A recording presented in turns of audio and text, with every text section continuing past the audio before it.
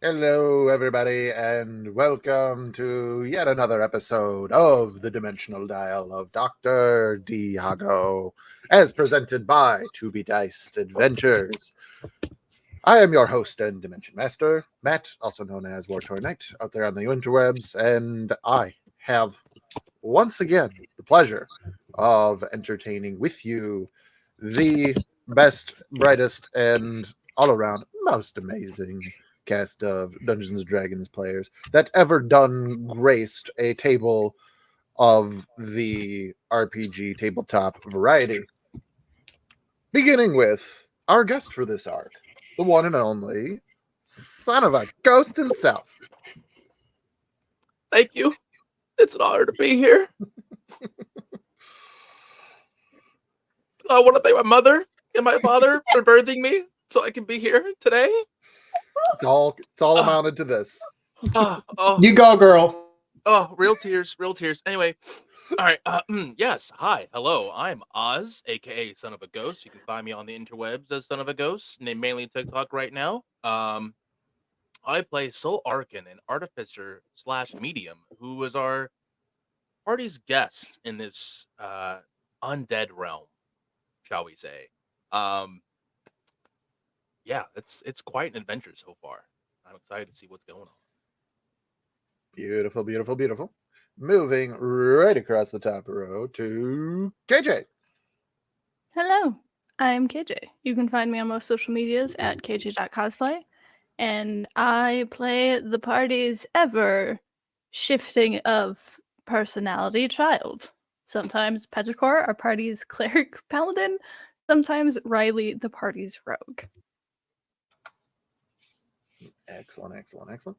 Let's kick off the bottom row today with the one and only Daddy Tarzan. Hi, it's me, Daddy Tarzan. I'm Are just you eating picking your out my. dice? No, I was just checking it out. Inspecting the Oh. inventory. My You apologies. know. Carry on. You know what? Greetings and salutations. The intro stop until Tarzan's done.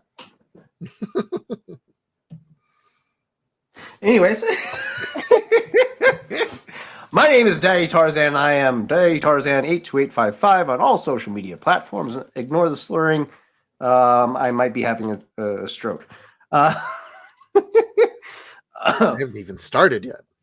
Playing Clucky McClockerson, the resident chicken barbarian, and golden retriever vibes, here to protect and serve the party as his decreed by his former farmer, now dead farmer, Caliban.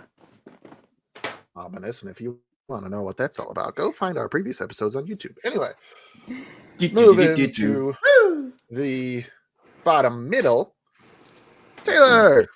Hello, my name is Taylor, also known as Nerdy Pinup Girl on most social media platforms, mainly TikTok and Instagram. I am trying to get back on Threads again, but I do not know how to work it. But anywho, I play Xanthi, who is the variant human draconic sorceress, former alcoholic, and is now just kind of trying to find her place in the party as a sober individual. Very, very terrified of everything that's going on involving a child. In a whole new world. Aren't we all? And has committed grand carpet auto, among a few other things. Grand theft rug. Alrighty. And last, but certainly not least, all the way to the right side of your screen on the bottom row, we have Sir Story Weaver himself, Victor. Hi. My name, I'm Victor _ the Story Weaver on TikTok.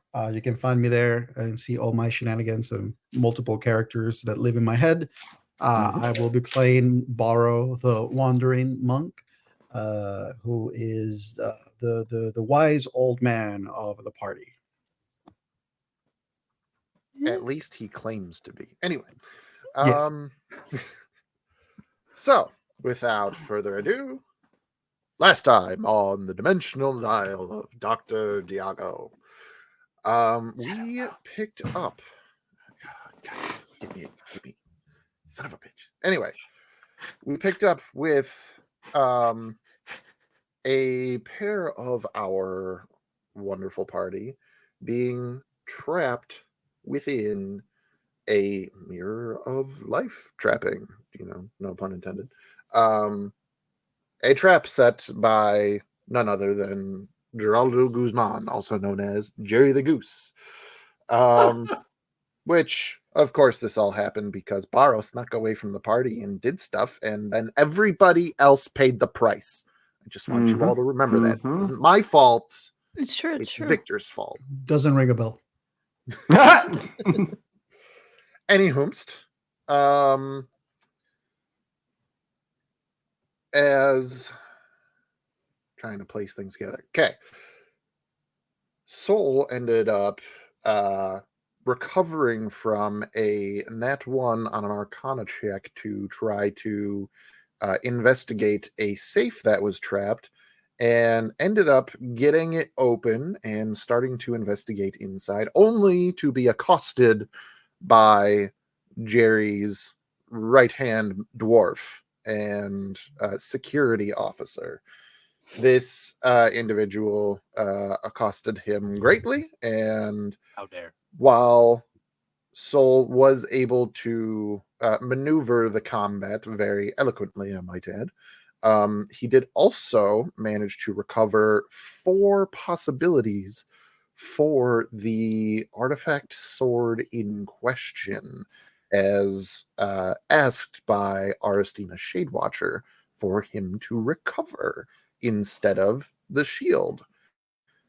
The shield still remains in her possession, as leaving her estate, Hutchinson ended up finding what ended up being a chase sequence, as Barrow assaulted and started to chase down Jerry the Goose. The two of them pursued, and he would have gotten away with it too if it weren't for you meddling party and your silly chicken. So, apprehended and all but stripped down to his skivvies, brought back to the Goose's Roost to try and release the captive prisoners, one that he was definitely not too happy about letting out for the concern of his own safety. But through some persuasion from the literal child from the apocalypse, Xanthi did not immediately strangle, electrocute, maim, dismember, eviscerate, or any other fun adjective we might have for the situation. She almost did. Jerry the Goose. She almost did. It was very close. But thank God for children, right? Anywho, released from this prison, the group tried to reconvene and discover a little bit of what was going on and try to get more information from Jerry, but it seemed possibly that he was unwilling, but more likely that he was in some way unable to provide the information they were asking.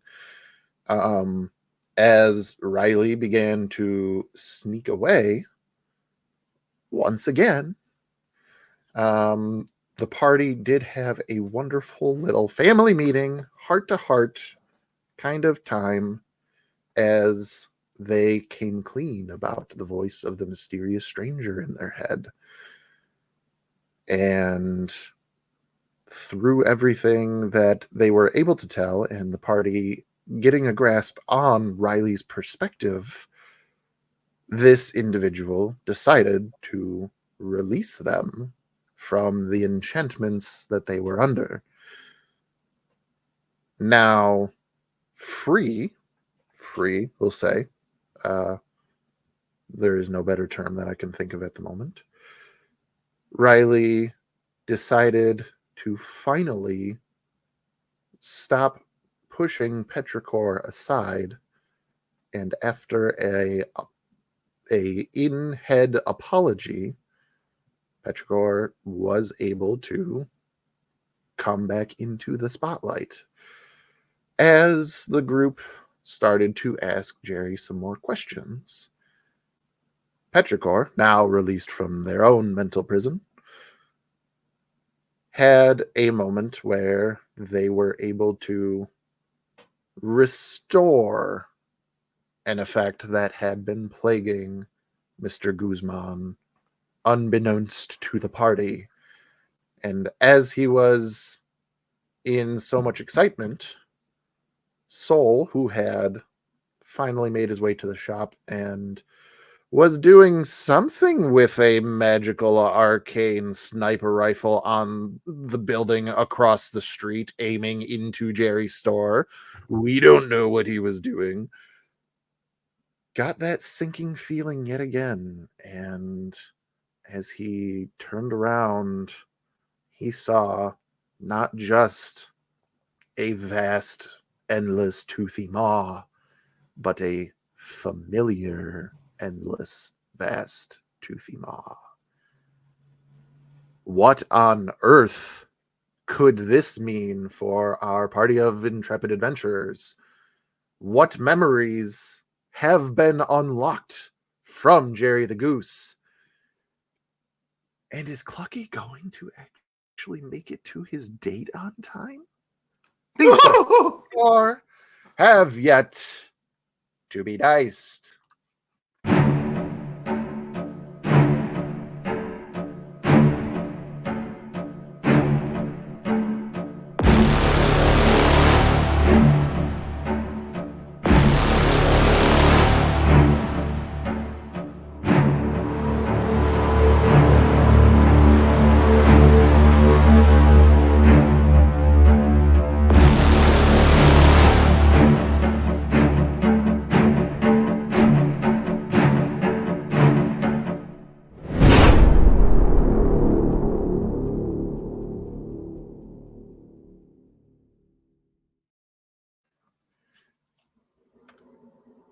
We begin this evening. Soul.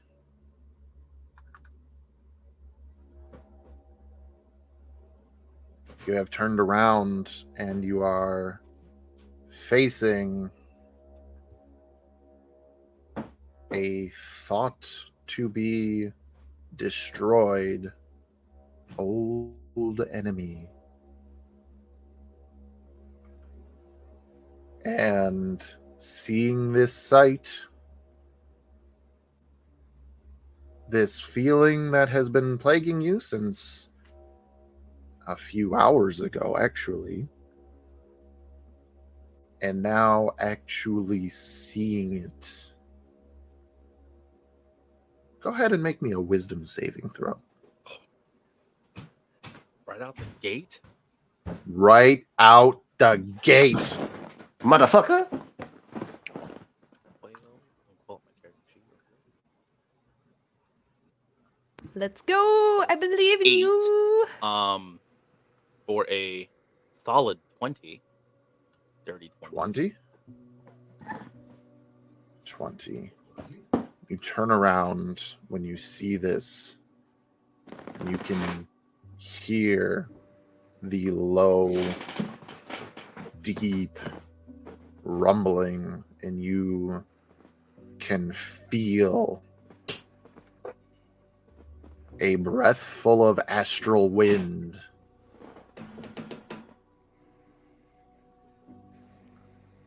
And you are all too familiar with that fear for that moment. And as you recoil,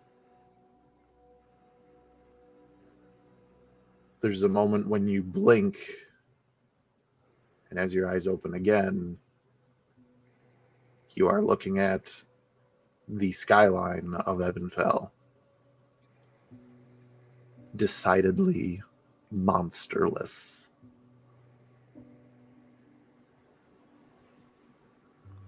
What? I believe because he was riding on the back of the broom at the time, and he was aiming with the sniper rifle. So, with the initial recoil, the broom drops a couple feet in the air out of surprise. And Soul's visibly shaking. Even with that high roll, he knows this thing should not exist anymore. He dealt with it. It's been gone for years since he came to Ebenfell.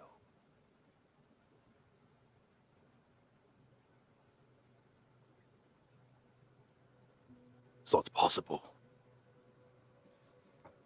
There's no way. He slowly makes his way down, the broom floating in like a leaf pattern as he's kind of just not able to maintain control of the magic energies needed to keep it aloft, and lands in front of the door.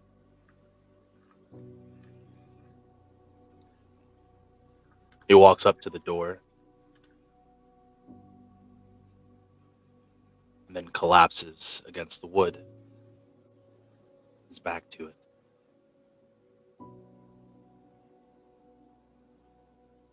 Memories of his fallen comrades flash through his mind.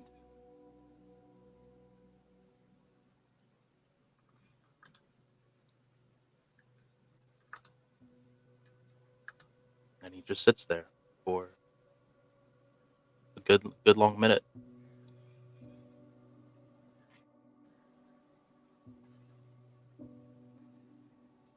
So, I do believe that the way that the timing of all of this happened, as described last time, right before you had turned around and seen this vision, is when Petrichor had cast Greater Restoration.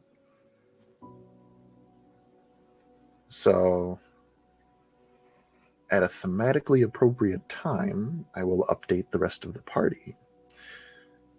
As we turn inside, Clucky, Xanthi, and Barrow standing as Petrichor is now hoisted in the air with glee by Jerry the Goose, who I believe his words were "you did it" or something along those lines, and then frantically Petrichor being asked to be put down. And I think Clucky's initial reaction would have been to grab not Goose by the back of the neck and hold him there. Like, I will say the instant he grabbed Petrichor, Xanthi has like a dagger pulled. She's also kind of just ready to just be like, are you gonna hurt the baby? Like, Less seeing Xanthi, more so feeling the giant feathered hand on the back of his neck. It's just like this moment of, you did it. Ow, ow, ow. Okay. I get it. Okay. Put me the child down. Yeah, just sets you down very gently. He goes, I'm sorry. I was excited. Like, I don't know if you guys have experienced this, but when like think have you ever been like, oh man, what was this thing that I could remember, but like I don't remember exactly what it was. Jerry. You like kind of Jerry, let it go. what do you remember now? Oh yeah, actually, I do remember now who made this deal. then tell Who us. wants me to recover the shield for them, which I do still want to do. Spit it out. Give me a moment. We've been waiting enough moments, Goose. Talk. Goodness gracious, nobody's a fan of theater anymore. Anyway, We didn't come here for a show. We came here for fucking information, so spit it out. Guys, he takes a deep breath, puts his hands on the side or on the counter, and he takes a deep breath and he goes, I don't even know why you would want something like this, but the person who hired me for this is a dwerger by the name of Lord Brumar Underrock.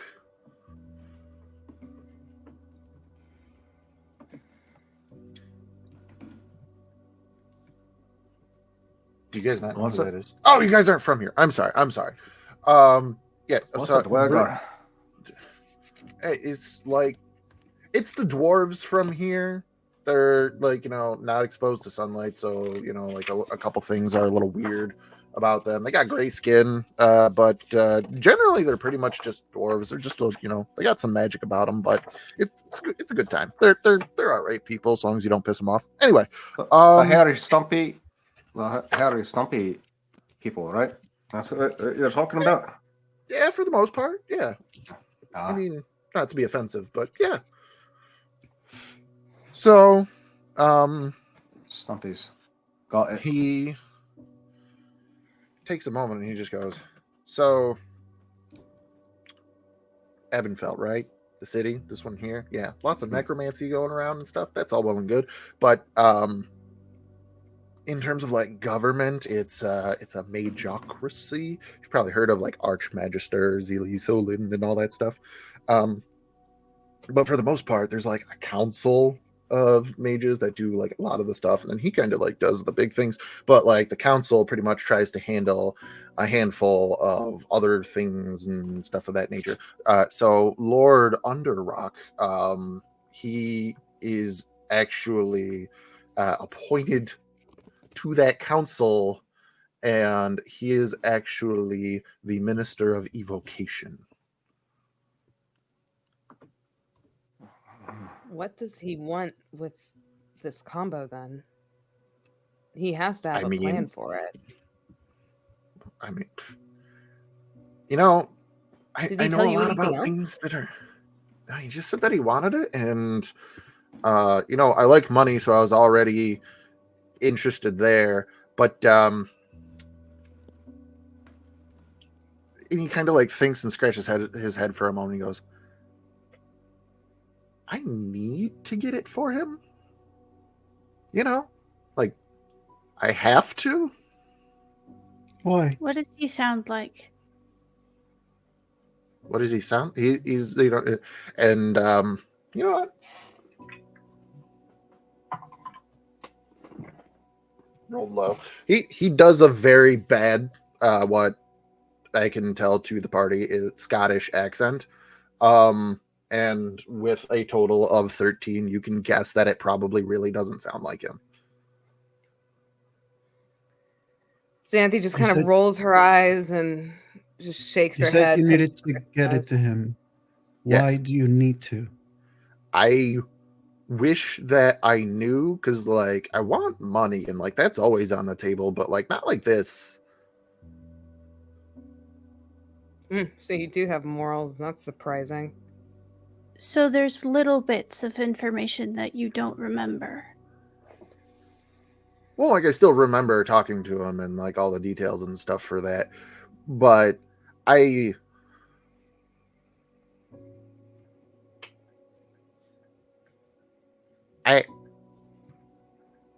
I need that shield. Did he threaten you? No, a couple people threatened me that day, but he didn't. Insight. Yeah.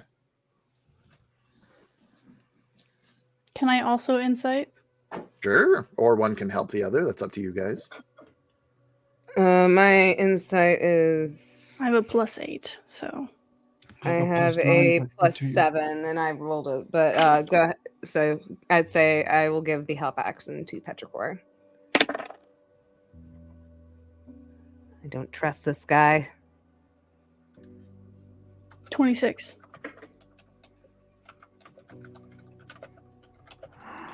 Secret messages. No, that's not a secret message. Anyway, 26. So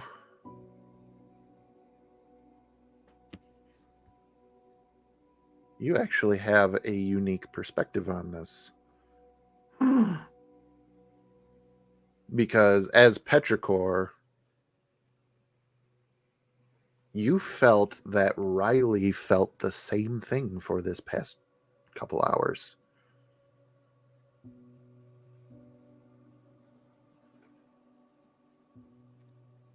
Petrichor is just watching him and his movements and picking up on the little things and impressions that they've been feeling. And just kind of gives that head tilt and the squint of the eyes that is a look of understanding, even though they didn't experience it. He's going to head tilt and squint the eyes right back and go, "What? What do your tiny eyes see?" Weakness. What you're not saying out loud? Wow, I've never been accused of not saying something. Well, you haven't. Well, do let's. Well, that feeling of having to get that for him, Uh-huh. Riley felt it when she was under whatever influence. Are we doing the third person thing now? Because that makes Jerry confused. Jerry, the situation between me and Riley is very delicate. Oh, it's one of those things. Okay, I'll shut up. It's not that kind of delicate. I used to be an automaton, but through our Ooh. journeys, my consciousness was transferred into this body, Riley's body. Oh. So who you originally talked with when we were here was Riley. Oh. I would have tried to do that the other way because, I mean, being metal would kind of be pretty dope. But anyway, Well, back to the point. Yeah, so Riley had a similar feeling? well, Riley was under the influence of somebody, and the unfortunate part is we don't clearly remember who it was. We saw him, them, whoever it was, talked with them, but we don't remember what they looked like. I even less than Riley because I was kind of caged away for a while. Not going to open that can of worms. But anyway, I do remember this this person in particular. Thanks for that. So yeah, that's cool. So you're saying I'm influenced and not in the fun weekend party way. No. Goose, Huh? did you sense any other presence with this individual? Did you sense anything else outside of what would have been normal magic for them? Like someone else with them, or maybe someone else in the sidelines in the shadows that you couldn't see that could have been influencing you? We didn't sense it with Riley. So there is a chance that this on the rock may have been also a puppet. That's what I'm worried about. Did you know Underrock before this? Did he seem any different when you talked to him now versus when you've talked to him previously, before he made this crazy request? I mean, he's always, he's never been in the shop or anything like that. He being in charge of evocation magic, he does a couple things. Number one, keeping the lights on in the city. Literally, the light spell and dancing light; those are evocation spells. Anyway, so that also being said, he does have a lot of like military ties because nothing says military like being able to throw fireballs from your hand. Military, like, what does he have any rivalries? I mean, probably. I don't really get too involved in politics unless they're paying me. But yeah, he never came here. He seemed a little bit too straight edged for my kind of shop. But so yeah, him showing up was kind of weird. But I mean, hey, first time for everybody, right? Weird, or like, would you even just say out of character altogether? Retroactive insight check for Jerry on this.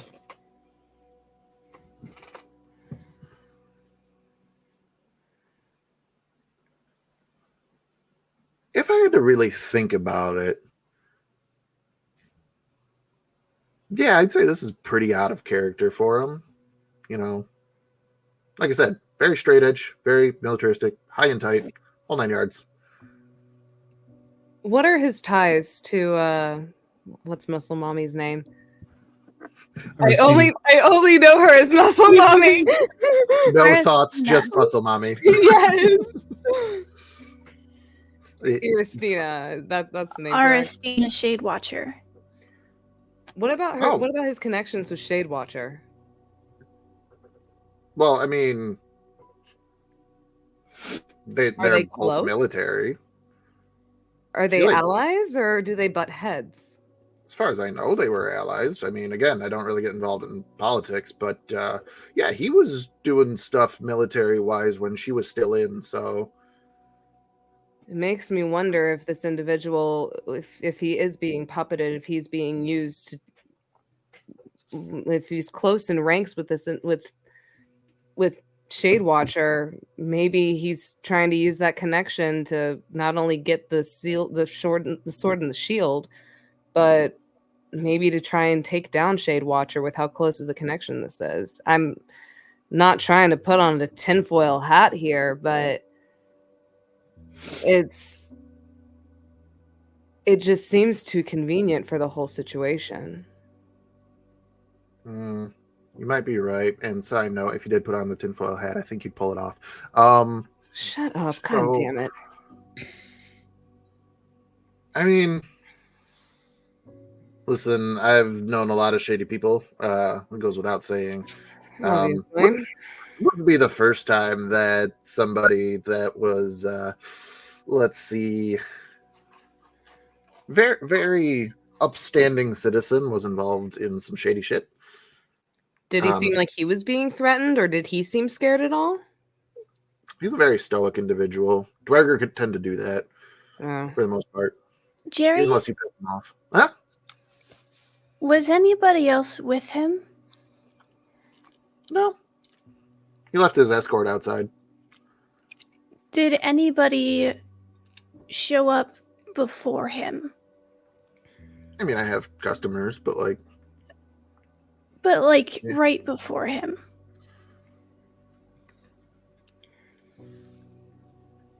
Not that I remember.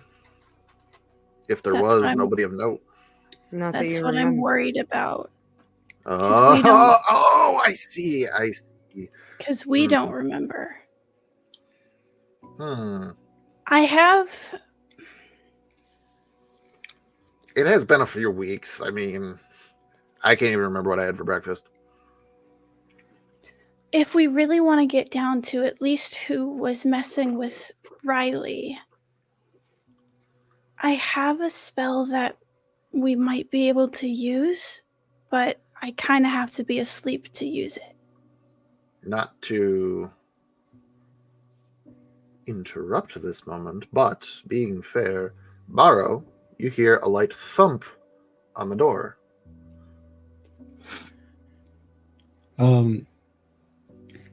Lars is going to have that moment where he slightly sort of tilts his head. And I'm going to say that throughout this time, a couple of the things that Baro has been doing is keeping his senses on aware of his surroundings, on alertness of the building that they're in and the surroundings of it. But also keeping an eye on Goose, just because they are at his shop. So he's sort of keeping a sense of whether, if he's moving, and like when he put the hands on the table, like, does he sense anything there, like many mechanisms, or is his hand close to any item or anything? He's just really like very mindful of his movements and intention. And then he hears his thump,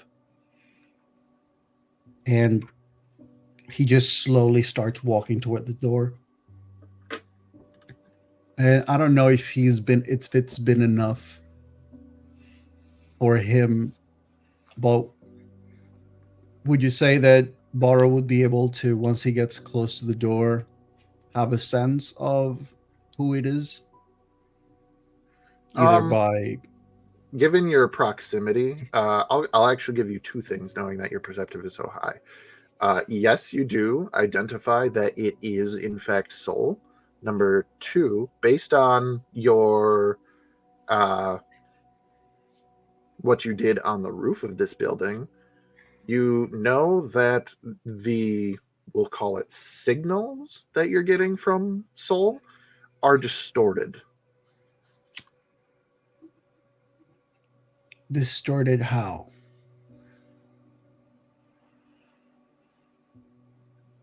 I will ask you for your choice between Arcana and Perception, and the answer depending on what you choose, will be different.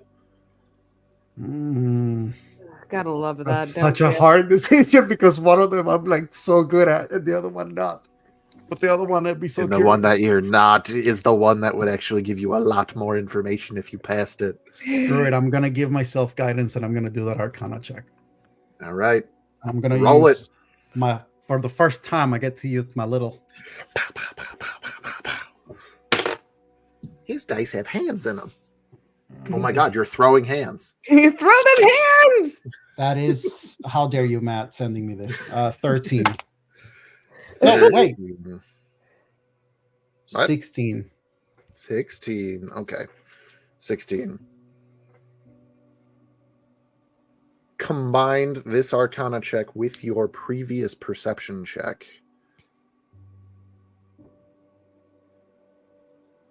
You are thinking that, because what you got previously was that the wood, the stone, the vibrations were off. Mm-hmm. And now that you're kind of getting that again and you're really thinking about it, these materials aren't the same on the deepest of levels as the materials outside of this shop.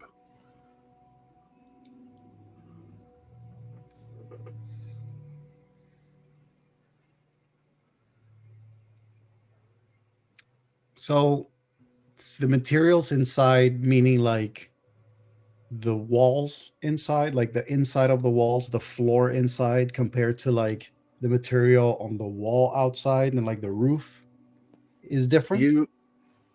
It kind of giving a little extra, but because it would better explain this.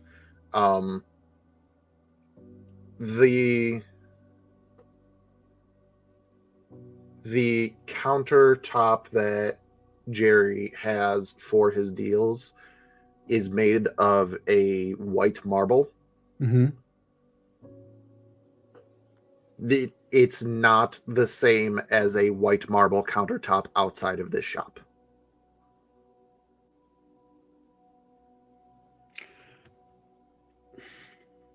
I'm trying to think if this is something that even would cross Barrow's mind, but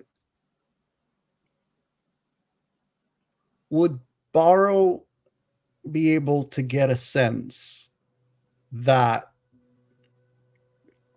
the inside of this shop is sort of like, it's not necessarily a pocket dimension, but like separate, there's like a layer, like a layer of separation between the structure of this building as it exists in Ebenfell and the inside of the shop, almost as if like if you were to have like a portable shop that you can just pick up. And the sense is not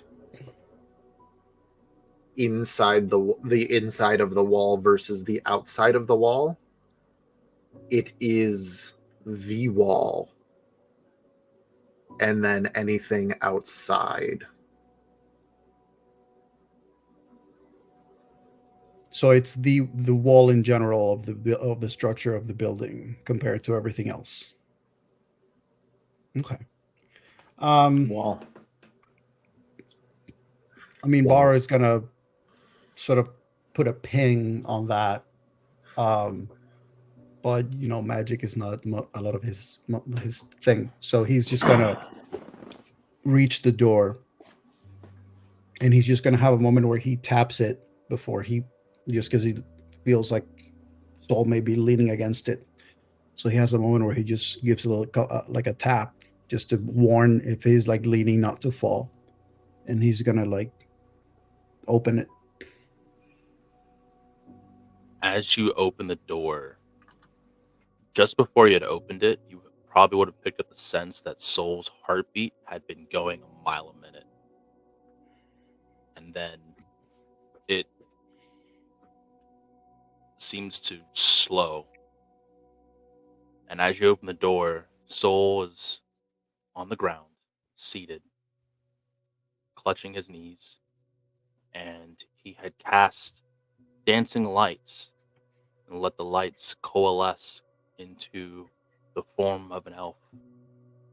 This elf is spitting on the ground, and then though no sound is coming from the elf, she appears to be laughing. And a single tear falls down Soul's face. He looks over his shoulder. Oh. Hey. Borrow senses the heartbeat and the energy in Soul. And for Borrow, especially because of what he did today or how he led this day, he crouches.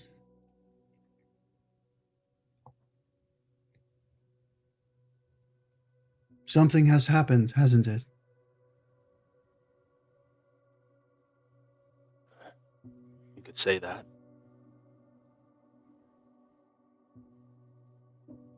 Today's a day of many unexpecteds, I think. I think that is an understatement.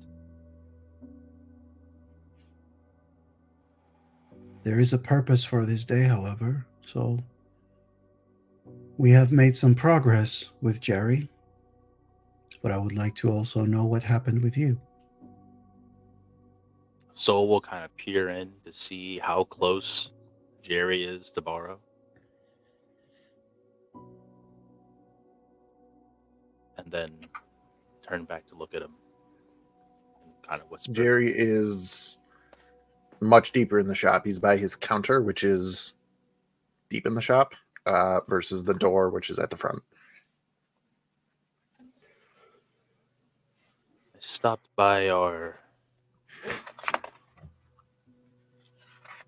ex-benefactor, if you will, his residence.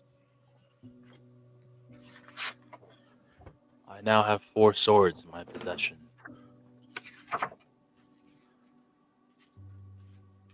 I believe one of them to be the very one that Arstina has been searching for. I see. Something tells me we are going to have to find out which one it is quicker than we anticipate. For now, he pushes himself up and offers his hand. Shall we join the others? Soul turns back to the dancing elf and then holds out his hand to it, wills it to step into his palm, where he brings it close to his face, and then crushes the light into his hand before standing, not taking Borrow's hand.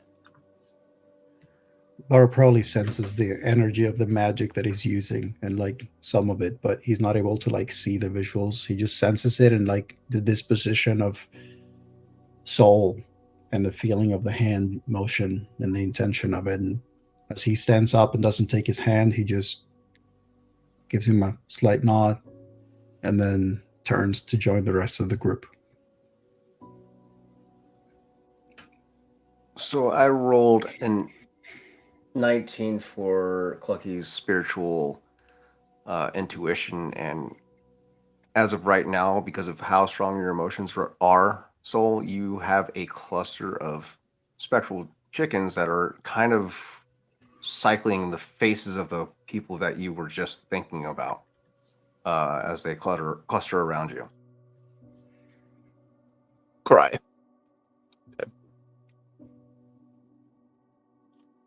It's so wholesome and traumatizing at the same time. Isn't that just the theme of this campaign? Wholesome and Just like- traumatizing. So here's cute cluster of like ghost chickens here to comfort you. They have the faces of the people you love and lost. How Yeah. morbid. Soul enters the shop and sees these spiritual chickens as they float around his head. Frowns for a moment, bats at one. See it return. His frown deepens, and he just strides into the shop trying to push past them.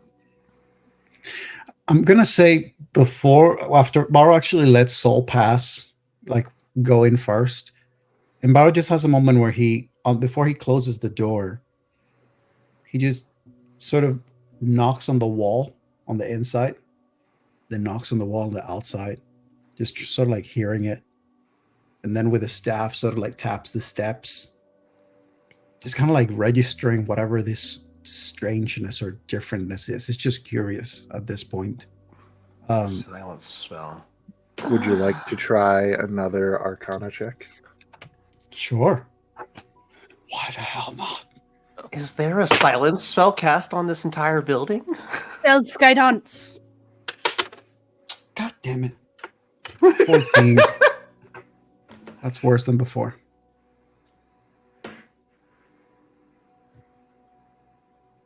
So you're tapping on the inside of the wall, on the outside of the wall, the steps, like going into and out of the door. And it's this sense inside of the wall, outside of the wall, that's all the same. But the steps, there's like a clear definition in the stone where the step on the inside sounds, feels, exists one way, and the stone on the outside is entirely different, even though it's supposed to be the same. Does Baro's like orientation, like his daredevil echolocation thing, is it affected by this when he's inside? You're still like hearing sounds and everything, like fine. It's just like, think of it as a guitar that's out of tune by just enough. Just enough for One of these things just doesn't belong here. just enough for a trained musician's ear to know that it's out of tune. I'm gonna say the last thing Baro does with this before he lets it go is, or maybe I don't know. He's actually going to, like, with the staff, he's going to just sort of attempt to sort of stomp the ground outside, like on the side of the steps, on the ground of the street outside, like right outside the store. He's going to attempt to just like tap it a couple of times with his tremor sense, just to see if there is like a separation of a definition between the place and like the ground underneath and around it as well. Baro goes into architecture. With feeling. What's that? Once more with feeling. Do I get advantage because all the different ticks and talks and knocks and things? Sure. Do you still Thank have God. Inspiration? I do, but I don't want to use it on this. I feel like no. That's fair. That's fair. There's so It's much enough for him to we can keep go- poking at it, not enough to use inspiration. Jesus, Matt. 16. Aw. It's not his thing. It's not his. Listen, like, of the people to get curious about Arcana stuff, Baro is not it. That ain't it. It ain't it. I will say with all of this, like you just said, Baro knows this isn't his stuff, but it's some other people's stuff. Mm-hmm. Mm-hmm. You have a silence spell on your building. Speaking of other stuff, Petrichor just said there's something that they can do, but they have to be asleep to do it. And Jerry kind of looks at you and goes, "Ooh, what do you mean?" I've never tried it, but ever since, Riley and I became one, it's been hard to help other people understand how we function or how we actually look, because that only manifests in here. But Okay. there's the potential that I could bring up to 3 people into a dream.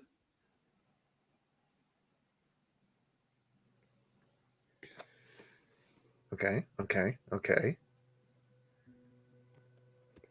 And in this dream, you're going to try to do what?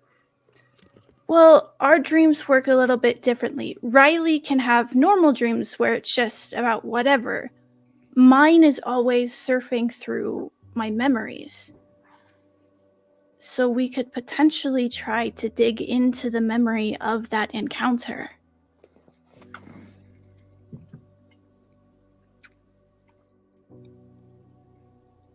I mean, it's as good as any plan, Borrow joins. mostly because I don't hear any other plans. Borrow rejoins the group as he just. How certain are we that the voice that was in Riley's head is actually fully gone? I do not know how much risk there could be if 3 of us were to be in a dream and this voice were to return. Well, what difference would it make if would you rather them go in alone by themselves with Jerry the Goose? No, Borrow, I understand your concern, but I don't know how to explain it. When Riley said that she thought the voice was gone, it was like the weightlessness I felt when I became human for the first time. There wasn't that weight anymore. It was gone.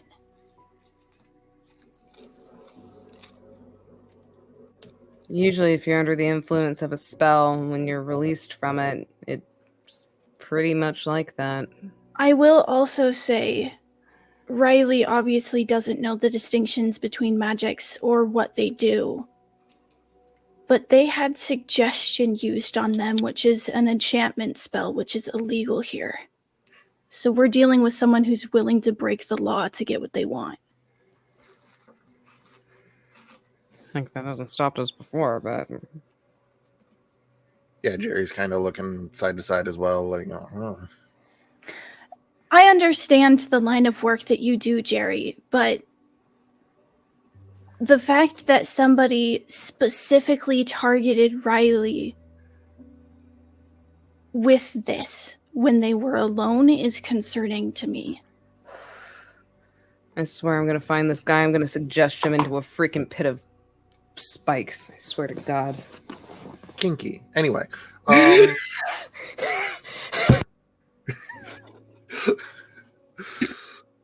Jerry kind of like looks and goes, oh, so you think that he suggested me as well, and that's Yes. why I am very forward about you guys trying to recover the shield. Which, are you guys still going to do that? it remains to be determined. We Well, don't know. I challenged the dead one to combat. I could still fight her for the shield. Wait, what? Jerry's mouth hits the floor. Clucky, back up. You did what? Listen, it's partially Riley's fault. Riley was the only one who was communicating and via the suggestion spell was told to get the shield any opportunity. And so Riley saw the opportunity to send someone else to potentially do it. And obviously Clucky's not going to fully remember these things. So I'm not surprised that it happened. Now Clucky has a death date with a giant freaking undead muscle woman.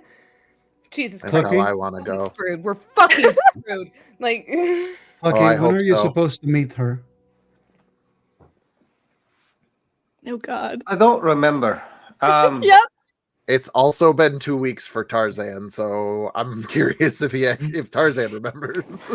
I got this trinket, and he pulls out this little round object, pulls it out. She said there's supposed to be a a number on it that will tell me when I need to go meet her. She said the number 3. Don't know what that means, but yeah, this object is three supposed to tell tomorrow? me. Yes, that's what she said. Oh, well, I mean, that's all So we well and still good. have time. So we still Aye. have time to prep for Clucky's funeral. That's good, at least. Why funeral? Hey, I'm just saying, you can't spell funeral without fun.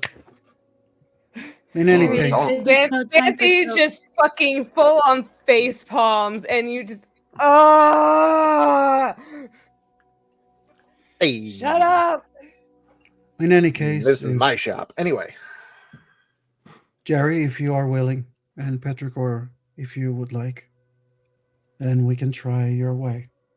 I will join, and Clucky and Xanthi and Soul can stay above.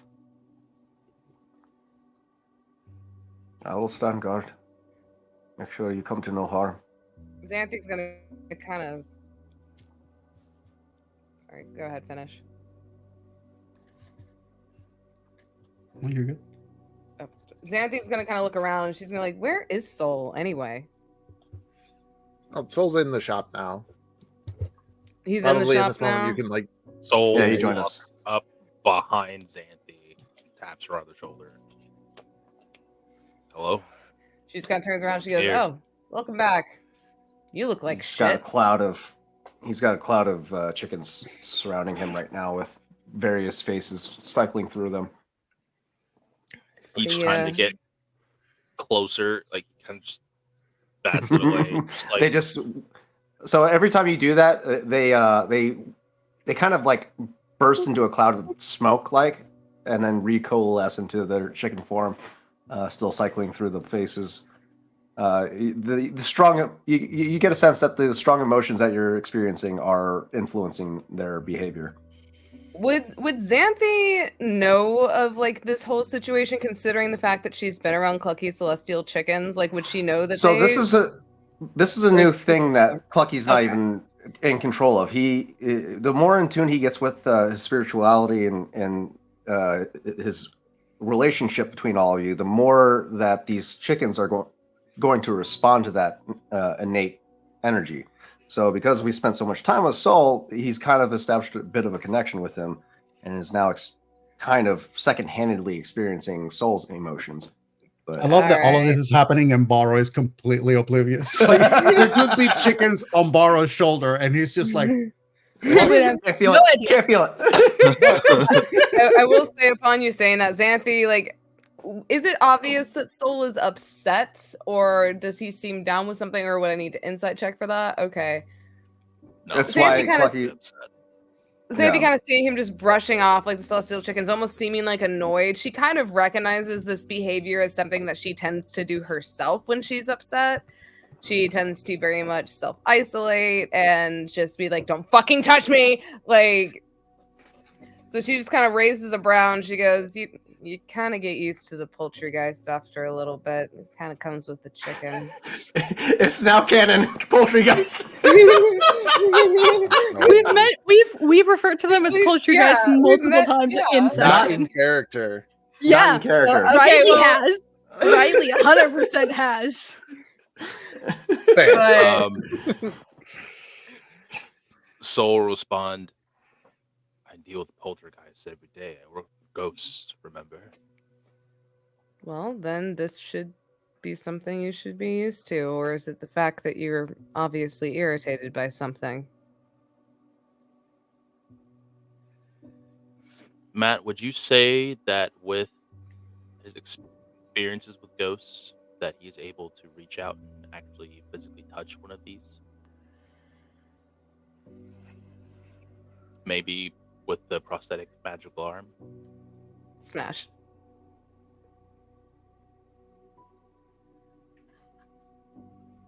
I'll let you and Tarzan decide that. As it is If your you- abilities versus target Tarzan's. So Right. I would say, yeah, you're able to influence him given your spiritual, innate spiritual ability. It's just that Clucky's not in control of it yet and doesn't realize that it's actually happening. That's why it's happening the way it is. You can will it away. It's just right now your strong emotions are influencing his energy. He's gonna reach out and with a quick motion, almost imperceptible for most people, he'll grab one.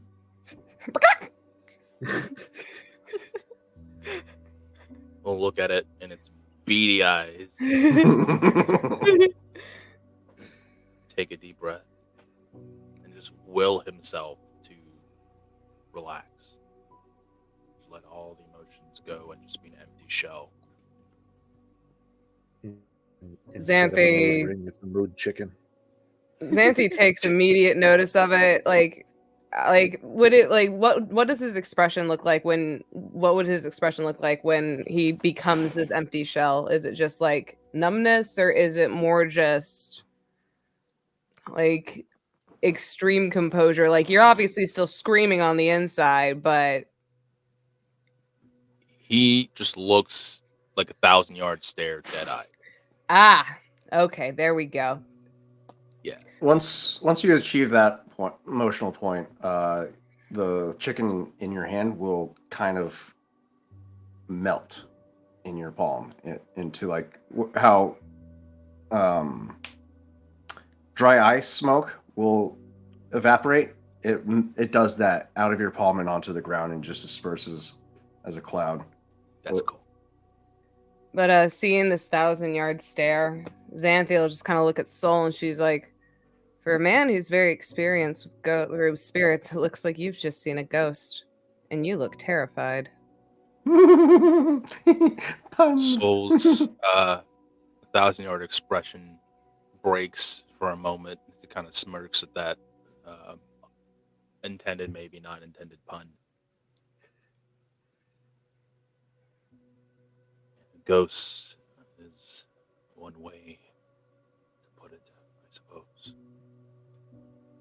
Ghosts, monsters, either way, they haunt us and they chase us to drag us back to the hell that we crawled ourselves out of. It would be so much easier if it was the hells. It all depends on who you are as an individual. Xanthi will just kind of sigh, and she kind of will face forward, and she goes, "Look, if you want to talk about it, you can. You don't have to, though. Just know that you're not alone anymore in this situation, at least for now." And that's the problem. Soul will kind of like shake his hand again. He residual like smoke from the chicken off of his hand and straighten up. You all may be in danger. And he'll like his eyes will trace across the room and everyone locking in on each and everyone's stare, even the goose. The goose, not goose. Xanthi just chuckles, and she goes, "We've all been in danger since the moment we've stepped in this dimension and every dimension before that, Soul." No, this is different. I think it's time for Saul to explain to us exactly what he's referring to, because what we are attempting to do is to take some of us away from here into a dream state, and if there is yet another danger that we are not familiar with, this is the time to understand it. Yeah, let's all just sit down and have a nice, calm conversation over a drink. And Shut up, Jerry Goose. starts pouring water from a Goose's Roost branded decanter. Sponsored by the Goose. And sponsored cups. Every fucking Clucky will take it and start drinking. Starts handing one out to anybody who will take one. Xanthi's gonna check the water first. This isn't spicy Not water, that is one. it? No, it's just water. You got to stay hydrated, bro. Okay. That's why I give one to every party when they make a purchase. I'm afraid of spicy water. So, I mentioned this when we first started having conversations because of the dreams that, we started this dimension in. You haven't been entirely honest with us, and I know that because I can feel it. there's something that I still have to help you with, and I don't know what it is because you won't tell me. You'd be surprised. The kid's pretty good at solving issues that I didn't even think would be possible. For the first time in Goose's memory, Soul actually accepts a sponsored decanter. Oh, it's not the decanter. It is it's a cup that he's pouring the water from. You got to make a purchase to get the decanter. Oh, gotcha. Of course. Yeah, bro. Of course. No freebies. Don't knock the Well, hustle. He'll accept the cup, down all of it. And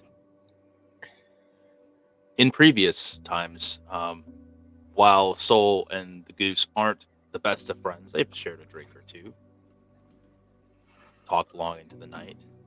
They're in the same line of work. They talk shop. He'll gently place the cup on the counter and look the Goose dead in his eyes and say, "It's back." You've told Jerry about this? Yes. He's been Holy drunk. He's been drunk. So when he drinks, his tongue starts to wagging. So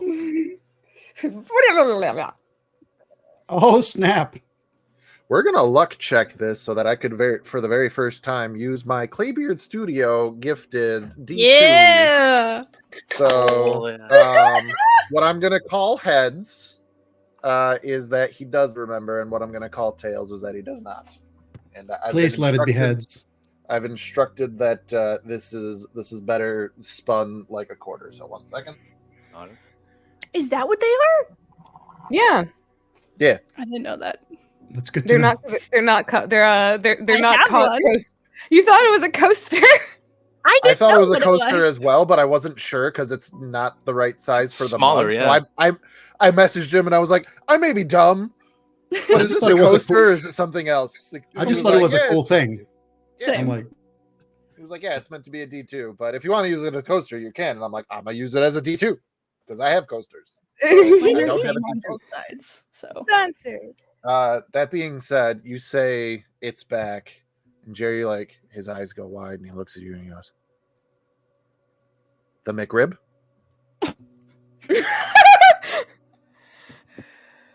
Jerry, what? No. Xanthi sorry, throws what? her glass across the room at this point, and it's just like, "Oh dear God!" I'm sorry. What do you mean? I don't know what you're talking about, McRib, but remember I told you about how my comrades passed. Oh, serious conversation. I'm sorry. Wait, we did have a serious conversation that one time. We had a lot of Yeah, conversations. I I do shouldn't that. have told you, but Also, probably true. I'm not the person to confide in. I suck at this kind of shit. So for past what me, is I'm that? sorry. I look at the rest of the party and then finally look at Petrichor and their question. It's a nightmare that I thought I had buried a long time ago. In lore, it is known simply as the Dreadnought. Smash. A creature of gargantuan size. More teeth than you can count. Swallow whole existences.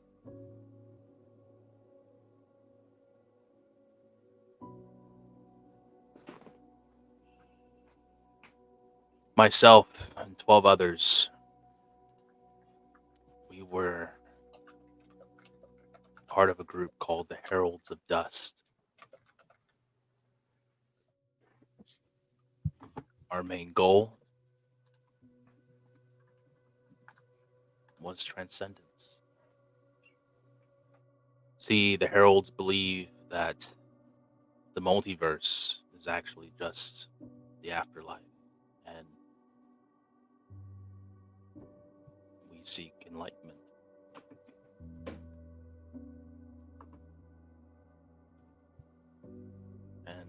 we were exploring the astral plane when came upon the dreadnought. The first one.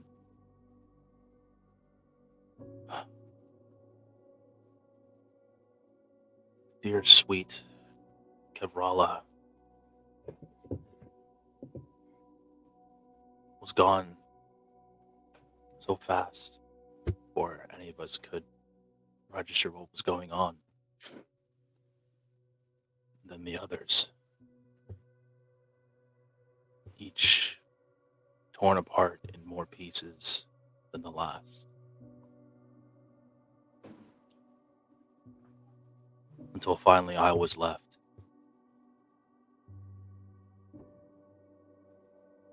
I held a hand, and he breaks and starts crying for a second.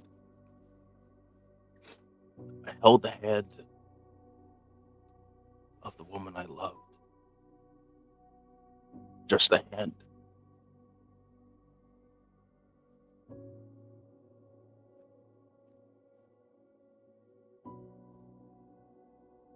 And then a murderous rage overtook me.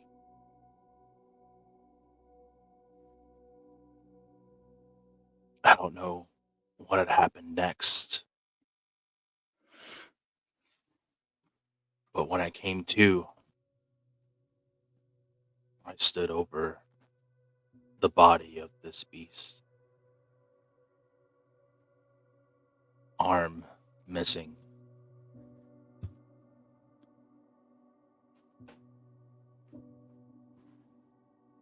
I thought it was dead. So I left the astral plane in search of another dimension. Found myself here. Beaten, bloody, exhausted.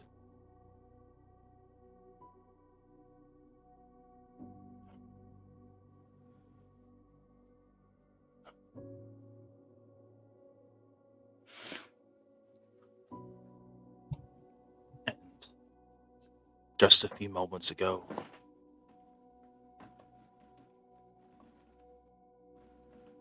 as I was coming here, it appeared in the sky. Bigger and more vast than the sky above. I could feel its hate. I could feel it. It was going to eat me, swallow me whole, as it did the rest.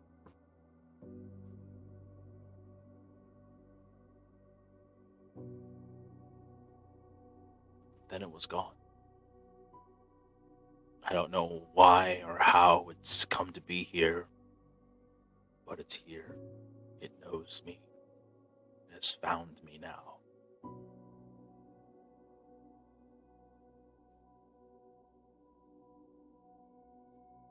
We may be in danger. And if I stay with you, that danger might pass to you as well. It'll catch your scent. I can't let you do this alone.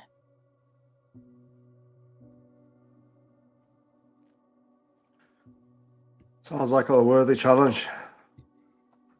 I would like to face head on. Worthy challenge. Worthy challenge. It is anything but.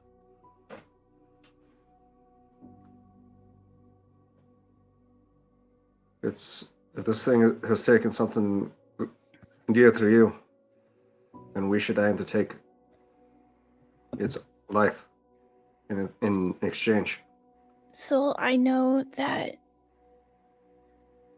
in your way you would like to protect us and keep this from coming after us, but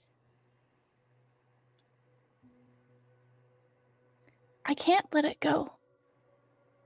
I won't. The Raven Queen asked me to do one thing, and that was to help you. So that's what I'm going to do.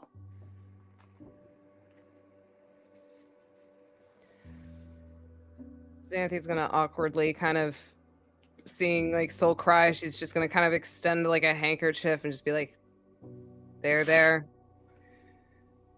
And she's gonna motion towards Petrichor after them mentioning how they're not gonna let this go, and Soul's just gonna she's gonna look at Soul and just be like, I'm letting you know, once they make up their mind, they don't change it. It's best that you let us help you here instead of fighting against us. Because it's only going to make the situation worse. We met for a reason. You might have been alone this whole entire time, but it's obviously time for you to not face this alone. It's why we're here. Especially if the gods are talking to the little one.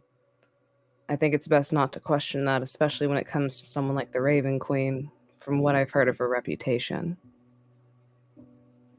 It means she has faith in them, and it also means she has faith in you. You just have to be the one to actually accept it.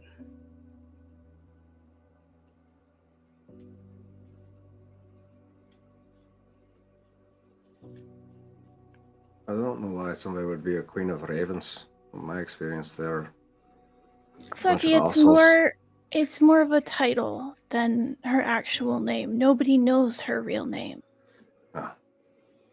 So, you said that you had defeated it once, but you do not remember what happened, yes?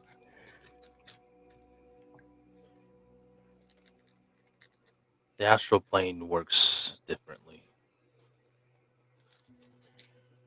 Perhaps a journey into dreams might be able to help.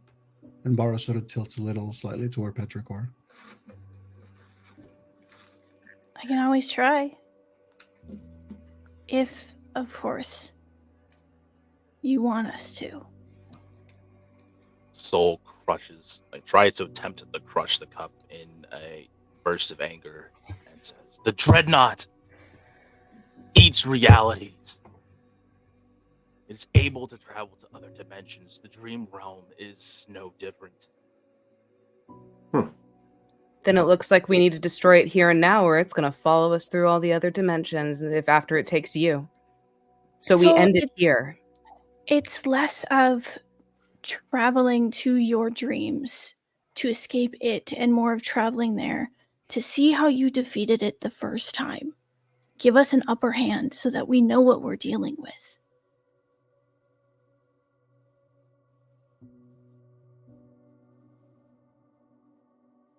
I believe when you first arrived and you found me in the weave of that dream,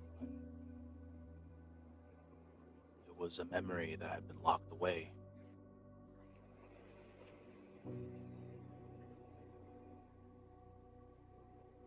I believe the astral plane had folded in on itself, and I was able to leave time and space for but a moment to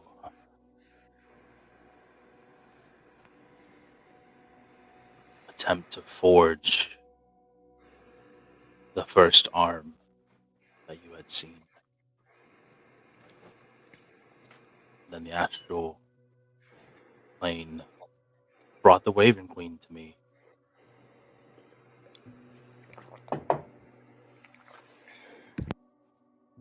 And instead of trapping that demon in my arm, she gave me purpose. She gave me the will to fight. She made you a deal. Yes, a deal. That she would help me in my time of need defeat this dreadnought. This nightmare. And in return, I am in her service. Whatever she wills. then hasn't she willed us into into where you are now? Why aren't you listening? You're doing everything you can to deny the path that has been put before you. And the longer you deny it and the longer you fight it, the more it's just going to cause problems. And if anything, like whatever's chasing you is going to come back worse than it ever did before. I know the reason you're acting like this is obviously because you're scared not only for yourself, but for us. But you need to understand that being scared is what's going to not only get us killed, but possibly have whole worlds and dimensions devoured on top of it. It was supposed to have been dead. How can you kill something that doesn't die? By making sure that the deity that gave you the pact keeps up to their word. If the Raven Queen's deal was that she would aid you to fight and eliminate this thing, then it means that she has not fulfilled it.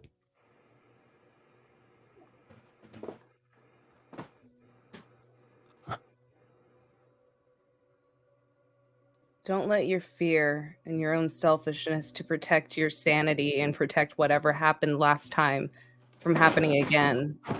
Don't let history repeat itself out of your own fears. Soul looks up at Sandy. A single tear dripping down from his eye. And what do you suggest we do? I say trust the spirits. What do the spirits tell you?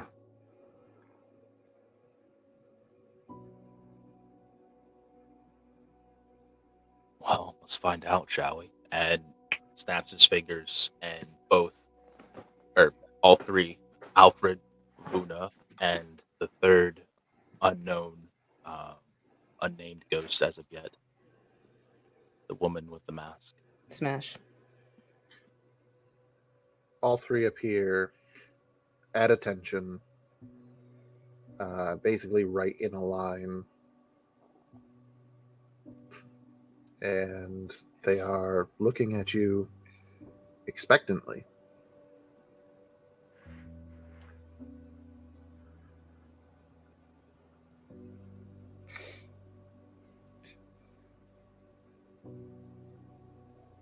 A horror from my memories has once again raised its head.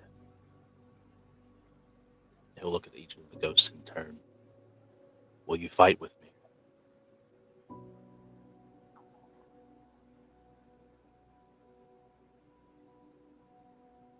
Alfred, first in line, stays silent for a moment and says, "You know, Master, I'm not exactly a fighter, but if you will it, I shall defend you and yours to the best of my ability."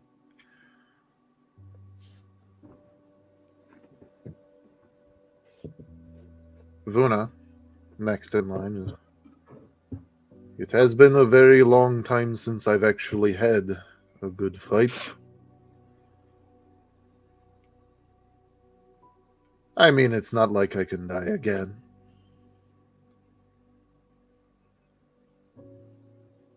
He'll turn to their ghosts. Sarai, what say you?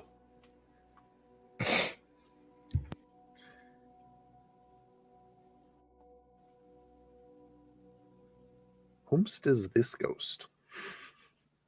I had described her as she is a second advisor ghost. There we go. Mm-hmm. Dressed in a kimono, ceremonial kimono, and has a kabuki mask, and she has a giant horse sword katana thing. What is it called again, Victor? Remember? You might be talking about a Dao, but there's several. Is it a Kawachi? No. Odachi? Kodachi, there we go. Gosh. There we Okay, just Odachi. Well, there's no Dachi, and then there's Odachi, which is the Whatever's the I'm not biggest gonna say one. that. basically The Odachi. If it's the one that is like Sephiroth, this spear, but the length of it is like a Sephiroth. sword, then it's Odachi. Okay, what? Let's make this simple. Sephiroth, his giant sword. Technically a Nodachi. Okay, well, that's what she is wielding. And if Taylor, you want, we can you have let a her yes breathe. Dachi too. And who is this person? I know who Alfred is. I know who Vuna is. Who is this person? Sarai was a shrine maiden from another time who was a part of a ninja clan from her time, secretively.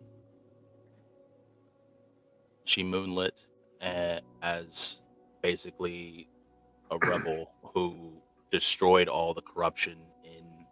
systematically destroyed all that corruption in her kingdom that she was a part of, from another dimension entirely.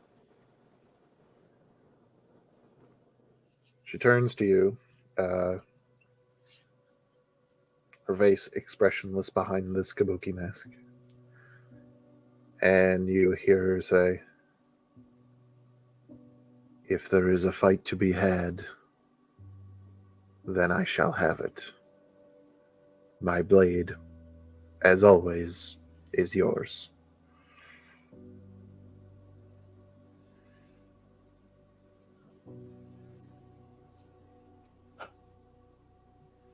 Very well. I suppose I will act as decoy, seeing as how it has its senses trained on me.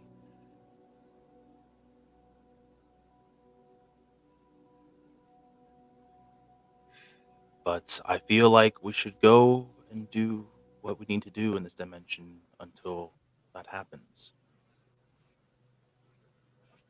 You don't know when this creature will reappear, and there's no sense in just waiting. Aye. I have a fight to prepare for. Perhaps. Well, regardless of what we do, whether it be Soul or me, we need to go to bed. Yeah, I could definitely use a nap. Also, does anybody want to, while I'm napping, probably, so that I'm not, conscious, can somebody try to get this thing out gracefully? Oh, yeah, sorry. And No. He screams. Bloody fucking murder. Xanthi just starts laughing. why are you so upset? I pulled it up like you Petrichor, asked. Petrichor will lay a hand on both sides of where there's a wound and will use all 15 points of lay on hands. I accidentally broke your flying sword thing here. You can have it back. He isn't looking at anybody but Petrichor due to your proximity. He has his face turned away from the group because there are tears running down his cheeks. Petrichor will just try to be like subtle about it, but is very much shorter than everybody and is just like wiping the tears. Xanthi is still actively laughing. Fucking bitch. She's like every now and then she's like, Clucky, I think you missed a piece. Just to fuck with him. Soul will grab the decanter and pour a glass for him, and very in a bartender fashion, push it across the counter. How did you make the sword fly around like that? That was. Can you do that to one of my weapons? I'm not a person who makes items magical. I sell them. And certain ones that I think are beneficial to keep, I keep until a giant fucking chicken decides to break my toys. Well, you attacked us, so I defended myself. Listen, you weren't there. You were in a mirror, young lady. Borrow is Whose going fault was that? to, while the conversation is happening, Borrow has a moment where he calls Petrichor. Hmm? And he sort of gestures them a little away from the group. They'll follow. When they join him, he sort of gently, with his hand like on their back, sort of just walks slightly with them a little closer to like the door. And he just has a moment where he pauses and has a slight smile and says, "It is good to hear you." It's good to, be able to do stuff. Speaking of doing stuff, I was wondering if perhaps there is something you can help me with. I can And try. he grabs the staff and sort of like taps a couple of times on the ground. And he just says, "There is something about this place, this building, that just seems different. It sounds different, and I believe there might be something magical about it, but I'm not quite sure what it is. And I was wondering, perhaps you might be able to have better answers than I do."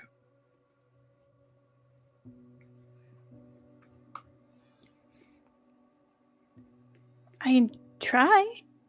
And they'll close their eyes and do a little bit of kind of a foot tap of their own, trying to see if they can pick up on what Barrow's talking about. Knowing that Petrichor has blind sight, albeit a much smaller range, Sure. go ahead and give me a perception check. While this is going down, Clucky's actually Guidance. pestering Goose with his great club, trying to get him to make it fly. No, I can't make it fly. That's not what I do. Like, that's just a piece of what I could sell that to you, but I can't make it extra. Mo, make it fly. You made your little toothpick fly. I want my. No, I didn't make it do that. I bought it off of somebody who did. You're making me mad. 20. Is Clucky carrying like a sword or any kind of bladed weapon on his back right now? Oh, he's got a shit ton of weapons. got a on his min- back. He's got a menagerie. He's an arsenal. But Which is bladed funny. weapons, If you let him, have you heard the song from the Animaniacs, which is him naming every country on the planet? Yep. Clucky could do the same thing with different weapons that he owns. Sure. Which is so funny because we have a bag of holding, but Clucky wouldn't let Riley put his weapons in the bag of No, holding. they're his. How else could he display his Carry mighty power? Go ahead Like, with the roll. Lucky has his and own I'll- shrine on his back. Go ahead So- with the roll, and I'll do what Soul does next. Something like, you're still getting used to this, but you've used this and you've listened to how different things sound when you are trying to pay attention to things, and you are not nearly as attuned as Borrow. However, there's something off. And in order to find out, as you are thinking about it, make an Arcana check. I have a much better bonus with this than Barrow does. I know. Oh, really? You guys Really? are I would have never guessed. Really? I would have never. It's like you guys are two Right. halves of a Claybeard Studios D2. Ooh, okay. I freaking love this so much. 26. Just like me, but a little better. Just a little. A little better. Just a little bit. Didn't you get a 26 for the perception check? I got a 10, This a is- 20 for the perception check. No. This I is- was talking like Borrow, his perception to notice Oh. that something was off in the first place. I Yep. think. No, this is past 24. Excuse me. You're thinking about it and how it's off and how it's just a little off, and more so why it would be just a little off.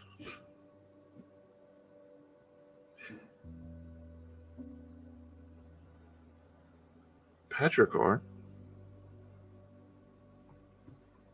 you remember something. Oh God. Petrolore, let's go. Petrolore. Petrolore!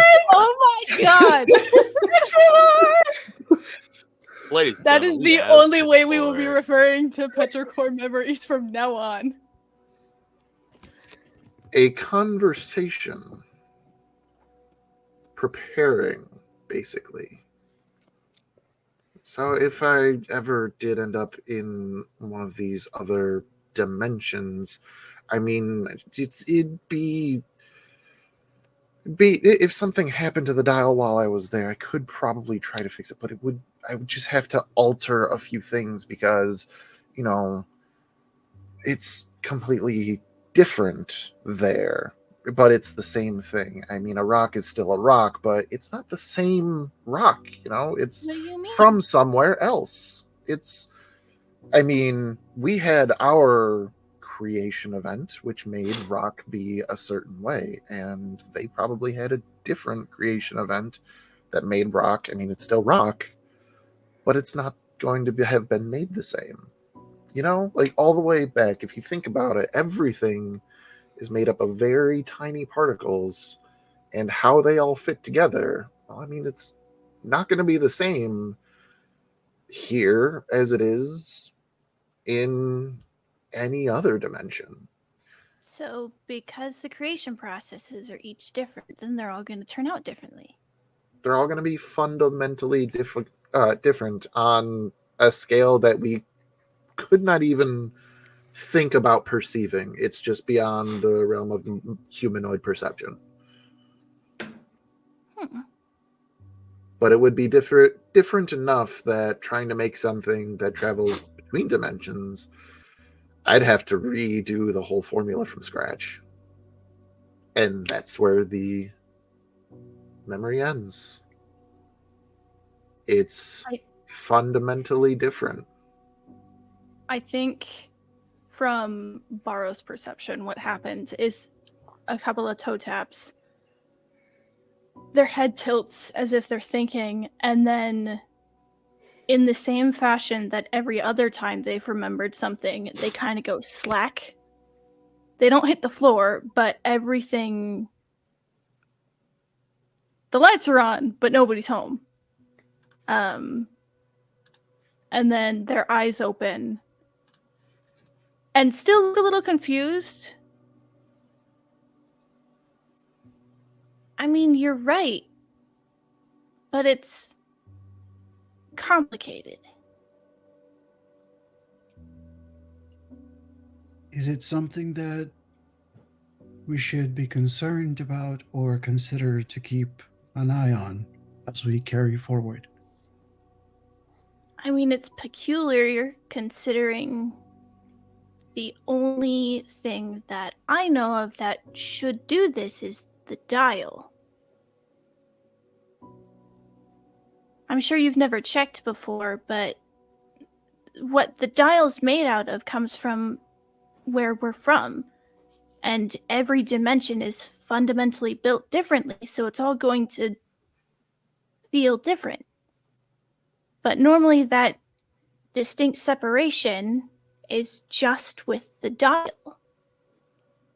So it's definitely peculiar. Borrow, using this knowledge, backing up to your perception checks that you've made, it's fundamentally different. It's like the dial, and with what it's stopping, where the barrier is, the walls and floor and foundation of this shop, it's not from here. Mm-hmm. Barrow hears this and he just says, so if the dial from a previous dimension were to be here, it would feel odd to the present dimension, correct? Because it's fundamentally built different than what is already here. So the fact that this is very much not the same as everything else hints towards the fact that it's probably not from here. And then very quietly he just adds, which then begs the question, did Jerry bring it here? And if so, how? We could always ask. I suppose we could. As you're thinking about Jerry and the fact that his shop is not from here, it's just another little thing that is in the back of your mind about him. Baro and Xanthi are human, and they're not from here. Jerry is human. You haven't seen another human the entire time you've been here. The most prominent races here are Elvish.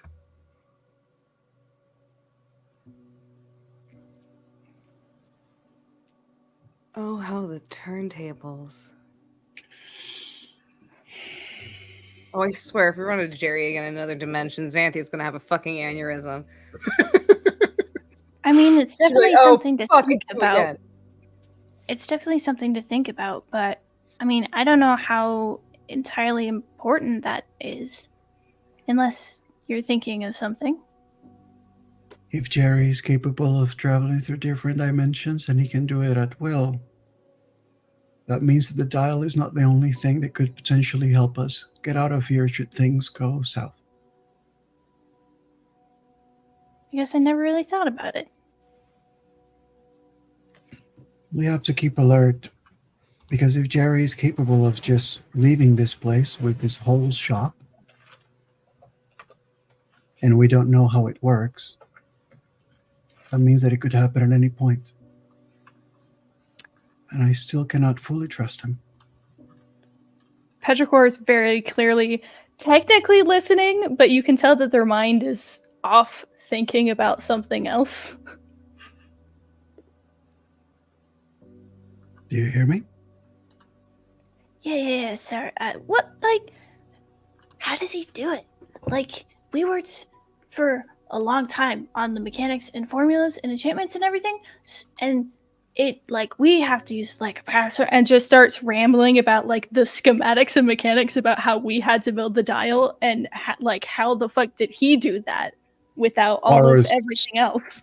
Baro's face is just like he's not getting most of that, probably none of that. And he just has a moment of, I probably we should ask him. Yeah. Jerry returns to the room wearing pajamas with intricate designs on them. Of course he does. Hell yeah. Of course he does. Of God course he damn does. it. Does he have a stupid little hat? Oh my god! You really gonna roll for that? No. I did a D2. Yes or no? Oh, he does not have a nightcap. I was about to say if he did, Xanthi was just gonna smack the ball It upside would the ruin his hair. Ruined his hair. Hey, if it's a Baro- silk nightcap. Baro's just gonna gesture for Petrichor for them to return to the group. Are you coming? And he just goes with them to join the group again. Not Goose. You got an extra set for me? I want one. I am the Goose, the one and only. Well, Just Jerry, to let you know. Jerry, you have to remember that he's an actual chicken, so the fact that you're not an actual goose is confusing for him, so he just gave you the nickname Not Goose, because it makes sense to He him. is either going to learn. Look, he I don't doesn't have call anything really beyond any of that. us He's by gonna our learn. names. Would you Well, rather we just I'm call not you trying to get him to dipshit? say Jerry.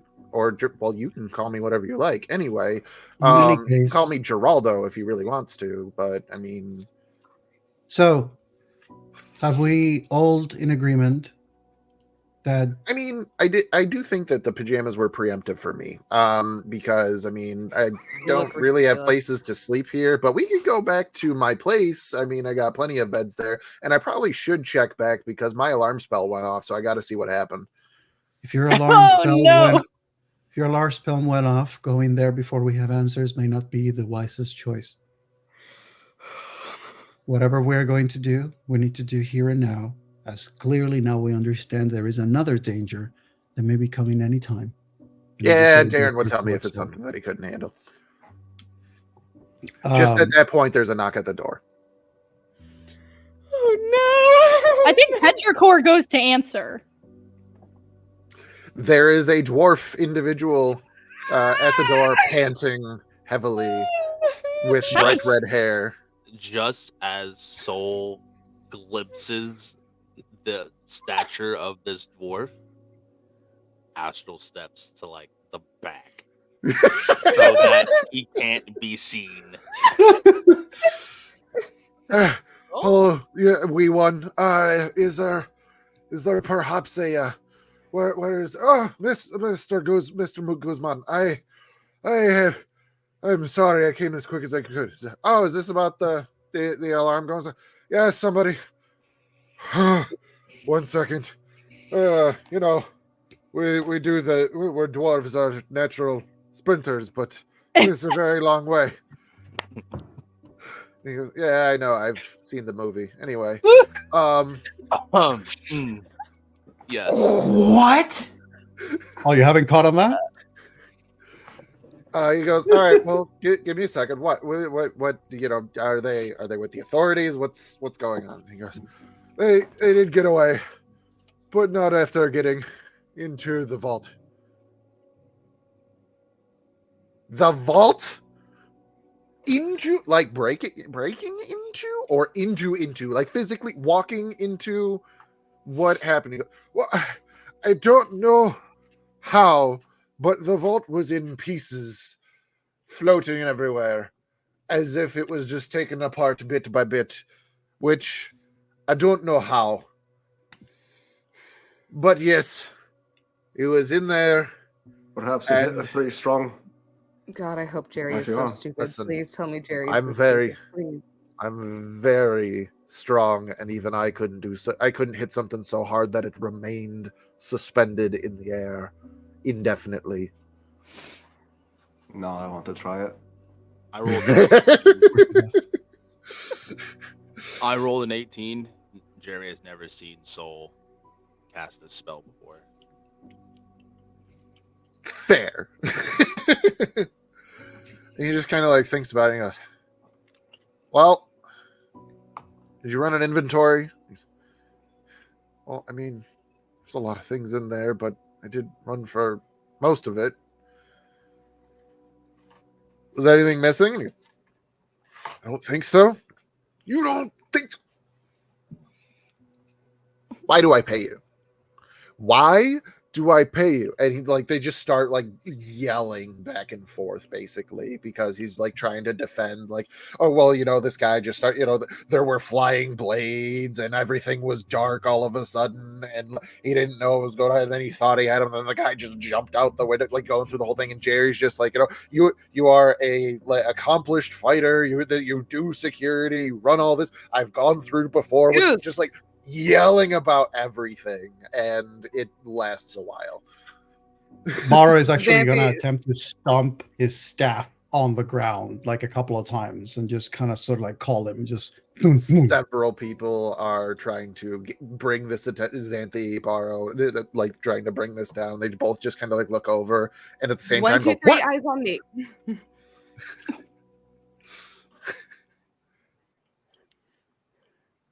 We got shit As to much- do. Sorry, go on. Like Xanthi said, and it seems as well that you have had a calamity at your place. Nevertheless, what we are trying to do also has an urgency, and your friend here has said that He doesn't know what has been stolen. If you wish to take care of that, we understand, but we also expect for you to help us understand more about this person who has also deprived you of some of your choice. And also, and then his head sort of like tilts slightly toward the dwarf. If the dwarf is your security, who is guarding this house right now? Jerry's head slowly turns, and Darren is beet red. His face is as red as his hair. And he just goes, "Are you heading back down?" "I'm heading back down." "You're going to do inventory?" "I'm going to do inventory." And just runs out the door. While all of this had been happening, Petrichor was just like, all right, I need to, and like was searching through a lot of things to find pillows, pulling down some clothing to make like a little sleepy situation, something or other. Xanthi will help Petrichor set up a pillow for it. Well, I mean, there's not exactly, there's not a bedding section here. No, Magic I'm aware. items Like shop. pulling like cloaks and stuff off of stuff and laying it on the ground, like just doing whatever. And any complaint coming from Goose is ignored. It's not a complaint, but like at a certain point when you like finally assemble this for whoever is gonna, however many places for people to sleep or what, however much you're gonna do, Jerry just looks down and goes, "You've just made a bed of collectively 275,000 gold pieces. Would I you hope rather you're happy." sleep on just the floor? And for the cherry on top, Clucky pulls off a little rolled up leather roll from his back and unties two strings and unrolls a little bed mat for you to lay on that he keeps on his person at all times. Xanthi just kind of like very hastily pats like the Goose on the back and goes, well, considering how much it is to make that bed pallet, you probably will sleep like royalty tonight, so get the fuck down. He whimpers when you, oh shit, wait a minute. Power top! God. We need him asleep, Xanthi, not aroused. Jesus. Xanthi doesn't. She only knows aggression, and like that's the only way she knows how to really get things across. She doesn't think that it's a fucking kink. Listen, nighttime dalliances happen, okay? You say this, and there's the briefest pause, and perceptible only to borrow because his perception is so high. You hear, "Yes, mistress," and he gets down. Barra just has a moment of like a slight like wince and like a little. Is the dwarf gone right now? Oh, he gone. Yeah, he gone. Okay. He was winded getting here, and he's probably going to die of exhaustion on the way back. But you know what? That's not your problem. Soul astral step from the back. Like, The no one legs knows just him go- from the back, but comes back with the cloth of cold button knoll and dried meat sandwiches stacked on top. We'll hand them out to each person. Barros senses that Soul returns and he goes, "Soul, will you be joining us?"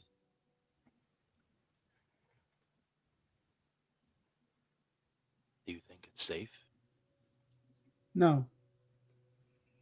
But I also think that if this thing were to show up and we have no knowledge of how we can fight it or defeat it, our chances remain slim. I feel I'll like be I should watching over you. mention I can pull us out. Like that there is a failsafe. If things go bad, I can pull us out. Then I suppose I must. In that case, and then Borrow turns to Jerry as he says, "It appears that our friend Clucky and Xanthi will be the ones keeping watch for us, and this is your store. So perhaps you can suggest to them what are certain things that they may find here should the need arise for them to defend it. And us. And you, he adds the you specifically just to make sure that it's like, yes, your ass. I So have we'll You actually either tell us hold up a or we hand. burn the place to the ground. So we'll actually hold up a hand before Jerry can respond, and he'll point to Clucky. Give me your biggest bladed weapon. Oh boy.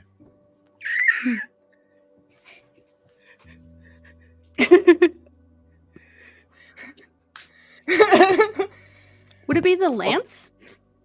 What do you want with my That's weapons? forcing They're my weapons. Why do you want it? You wanted a magical weapon, did you not? A flying weapon? You're going to give me a flying weapon. You can make A them magical fly. one. It'll be like having 2 Cluckies. Don't make promises soul can't keep. Right. Don't upset the chicken. He's going to pull out the great sword that he has in the. He's going to fumble around in there, find the hilt. Here, make it fly. Do it quickly. He'll take the sword, both hands, put it on the counter. No, I want it to fly, not to sit on the table. He'll pull out a golden cogwheel with runes inscribed upon it. He'll place it on the great sword, and then his finger erupts into this concentrated purple energy, and he'll put the finger to the blade and begin to write symbols. My man turned his fingertip into an arc welder. Not quite. The symbols aren't etched into the metal. They're just floating just above the surface. Petrichor, you know this. You sense the energy to be one of divine energy.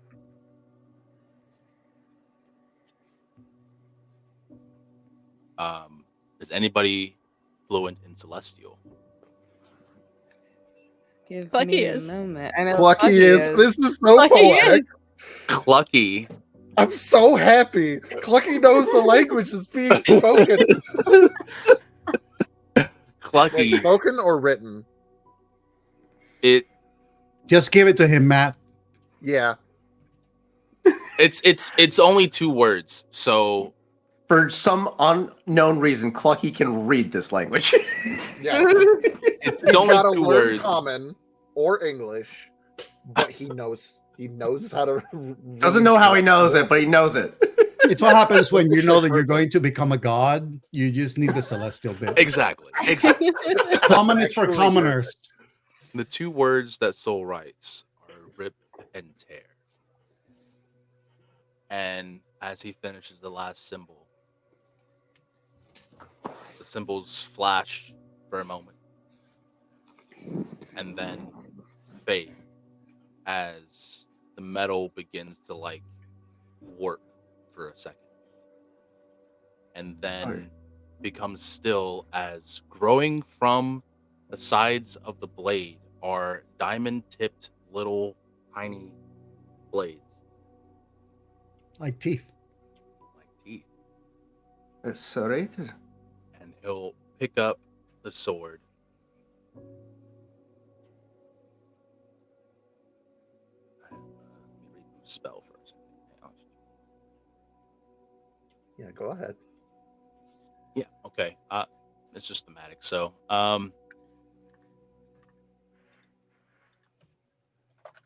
he's just gonna say on in Celestial.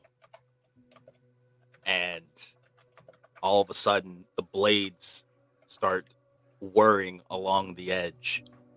You son of a bitch, you turned it into a chainsaw. Is now a chainsaw. Oh my god.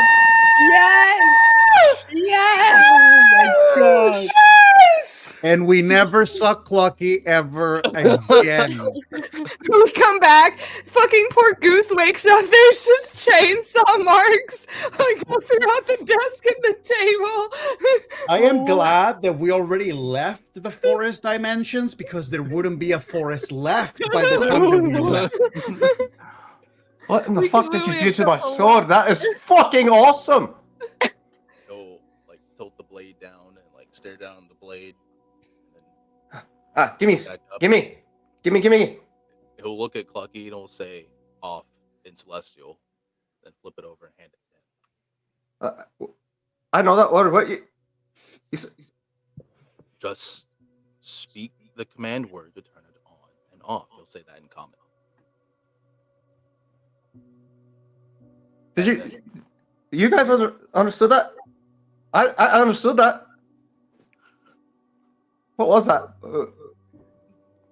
Do you know Celestial? What's celestial? It's It's a language, Clucky. the language of the gods. The Raven Queen blessed me with this knowledge. I understood it. Huh. I could read. I knew what the words were. You put rip and tear on the blade, right? Yes, I did. That's fucking read? awesome. You can read Celestial? You I can don't read? know how to read. No, I don't know how to read.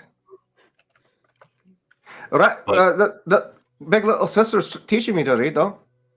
Clucky has officially read 2 words in his life, and those words are rip and tear. And it just happens. So fitting. Very That fitting. checks out.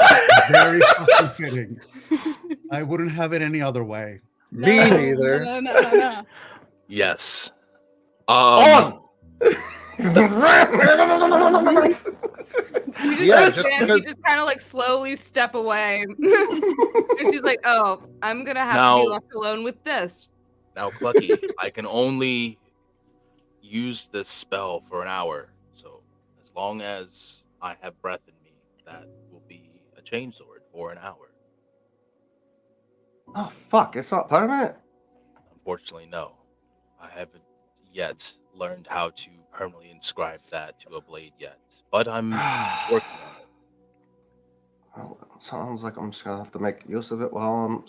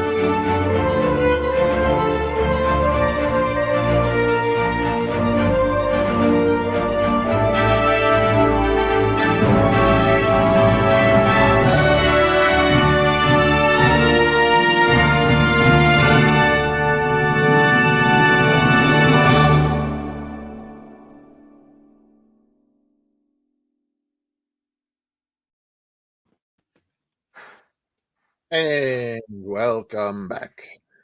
It only took 9 minutes of that for everybody to properly calm down, but here we are, safe, composed, and professional. If you want to see us be more professional, we have other shows that we do. Tomorrow we will be doing Tales of Varden, done by the wonderful Chris Kinney, who I have mentioned a bunch of times. Claybeard_studios or Claybeard Studios. Search all of those things and find him everywhere. That's going to be a wonderful, wonderful time. I do believe this Sunday we return to the land of Eberron on the Indubitably. frontiers of such place to figure out what the fuck is happening. Because last session, oh my. And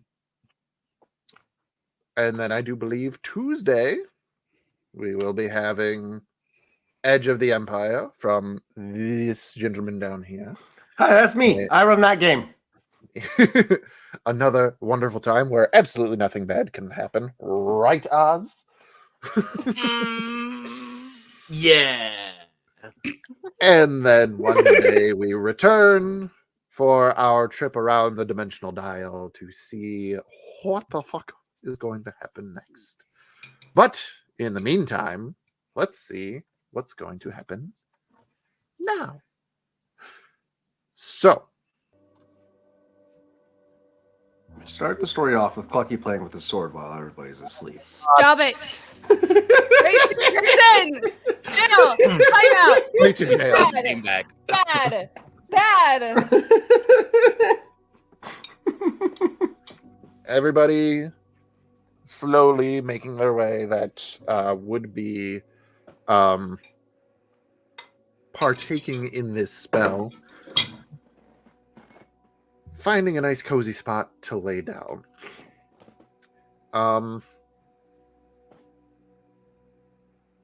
So Clucky would make sure that Petrichor gets the bedroll that he unfurled for them. Like, anybody that even makes eyes at the bedroll, Clucky's gonna face push him. Barrow makes eyes at the bedroll. Face push. Barrow doesn't know that he made eyes at the bedroll. Soul actually is seated upright with his back to the door and immediately goes into a trance, his eyes open. So here's the funny thing about elves. It says instead of sleeping, you can go into a trance. So elves can choose to sleep if they wish. It's not that they don't, it's that they can choose to do so. So the So people what I bring into the spell don't technically have to be sleeping, just the person who you're entering the dream of. So technically, Petrichor is the only one who has to be asleep. Well, Jerry's gonna try to get a long rest out of this if he can. That's valid. He got fucked up. So I mean, if Barrow can He's- take a long rest out of it, He he doesn't stabbed need much. Clucky with a flying sword, so Clucky stabbed the flying sword with a goose. It makes Yes. complete logical sense, obviously. it's like poetry. It rhymes. Just not in Jerry's favor. So Petrichor, take us through. All right. So, as each person gets settled, Petrichor lays down in the middle of everyone, so that they're touching each of the people that will be along for the journey, before closing their eyes and trying to fall asleep, struggles to do so and just kind of looks over towards Barrow. Could you maybe hum? Barrow has a involuntary smile that sort of like checks in the side of his face for a moment. and he nods. He's just sort of sitting very ceremoniously near Petrichor, and he just starts.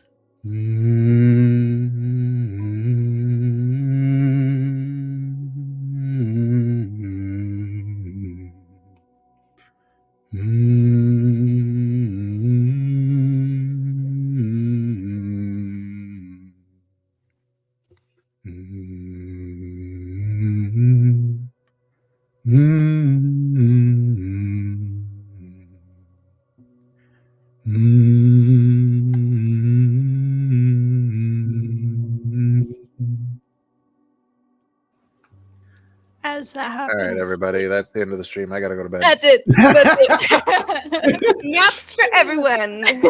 Jerry is out. Yeah. Jerry's So like, that kind of it helps lull Little Petrichor buddy. into that resting, sleeping state, which triggers the activation of this spell.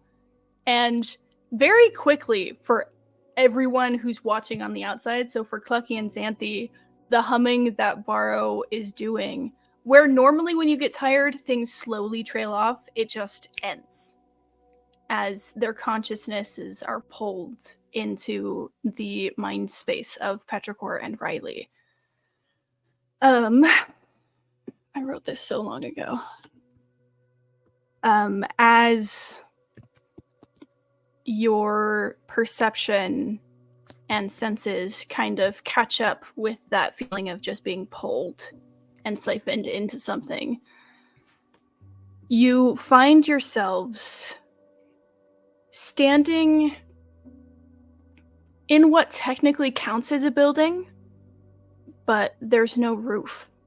And the sky is eternally night and filled with stars, and the flooring of everything almost seems to be like a very shallow water. For those who have been to the doctor's laboratory, there's elements of these walls and what's here that are very reminiscent of it, and others that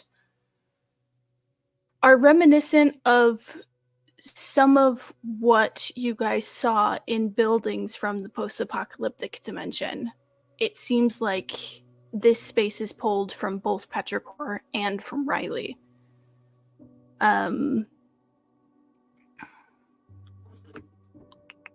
For Matt, would you say that Barrow would be perceiving this through Petrichor and Riley's perception? Yeah. We in dream space now, so We in you dream are space. perceiving what is intended to be perceived. and also we established that Barrow actually had years where he had sight, so his ability to potentially see in dreams is still able. In this shallow water, every once in a while, you see reflected where normally would be like that shimmer of light across water is flashing images that are moving and seem like past dreams or memories that just kind of float and disappear here and there. I'm just kidding. Yeah. Oh God. It's kind of jarring because when one of those images mixes with one that is clearly of the other person's memory and they collide, it causes this ripple effect as they both disappear. It's this very interesting combination, both fluid and severely contrasting, between Petrichor and Riley. And there's a bench across one wall that sits underneath of a window that sits two figures. The very familiar body and visual representation of Riley and the automaton form of Petrichor. just both staring out this window. And you kind of get to take a second to see everything, and even Petrichor and Riley seem like they're adjusting to their settings and slowly kind of take in their surroundings, seeing the people who aren't normally here. And if you look down at yourselves, you're not fully here. It's like a wispy avatar version of yourself, not fully corporeal in this dream state.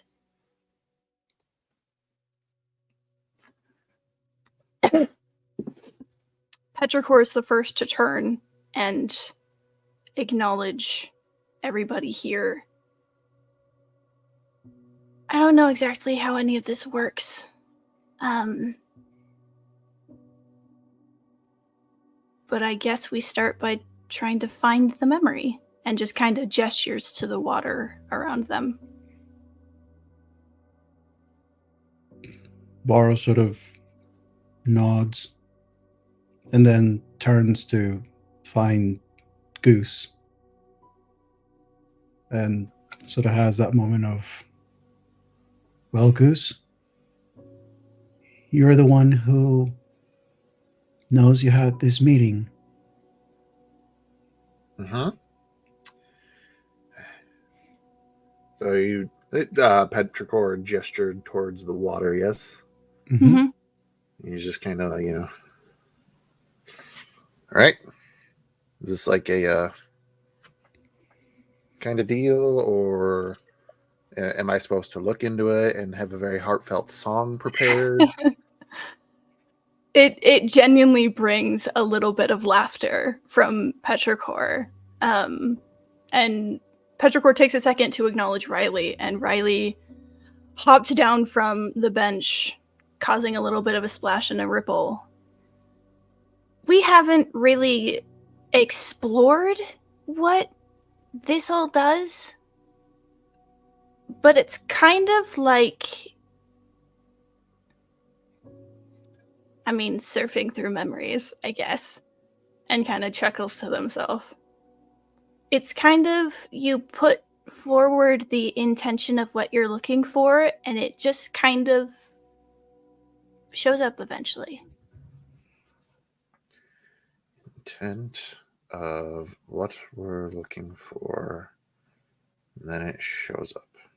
And Riley will kneel down in the water and close their eyes, trying to recall the memory of this meeting with this individual.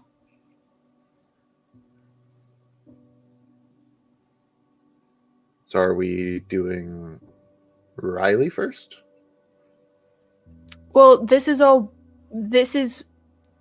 space is pulling specifically from Riley and Petrichor's memories. Everyone else is along for the ride, but I can't do anything to them.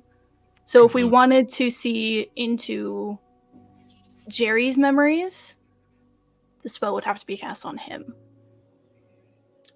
Okay. Noted. So we are going to Riley's memory of meeting the mysterious stranger, yes? You don't mind if I just, okay. Oh boy.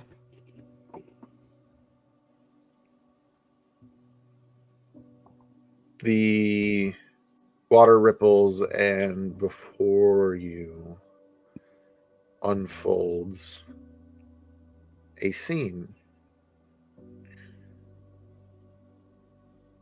And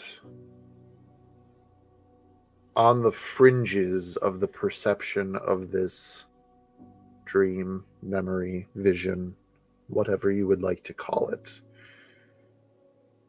you can actually see in the middle of the road, sitting another Barrow. And just beyond, a Clucky and a Xanthi arguing over a magic carpet and a soul waiting with 3 ravens. But the center of this memory is Riley. In a dimly lit, unpopulated alley by themselves. Is Riley viewing this as a third person, or is Riley experiencing this? Riley's experiencing it. So you are back in this moment. You had just, for lack of a better term, successfully returned after spying on Aristina Shadewatcher from the underside of her carriage. And from Riley's perspective, you can hear the echoes of the conversation distorted, potentially a little more harsh than intended by the actual speakers, as you hear Barrow and Xanthe in particular telling Riley that they can't be going off by themselves. It's dangerous. You need to stay here. You need to be safe.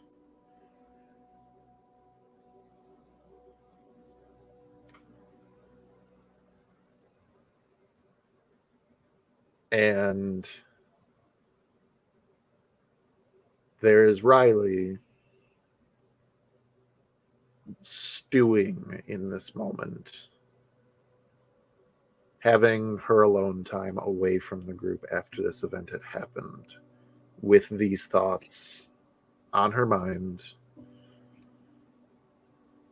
And because they're on her mind, they're now on the minds of everybody present.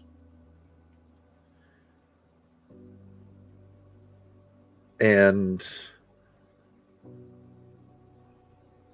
almost like a tremor, there is a deep, cold voice. Are you lost, little one? And it sounds distorted,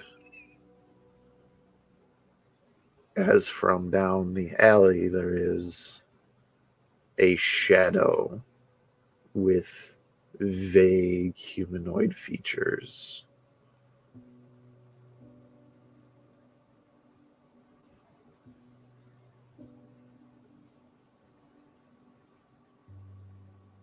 And it's almost like in this moment that everything pauses. Like somebody viewing this just hit the pause on the scene. As we've reached what Riley is trying to view, this meeting with this mysterious stranger.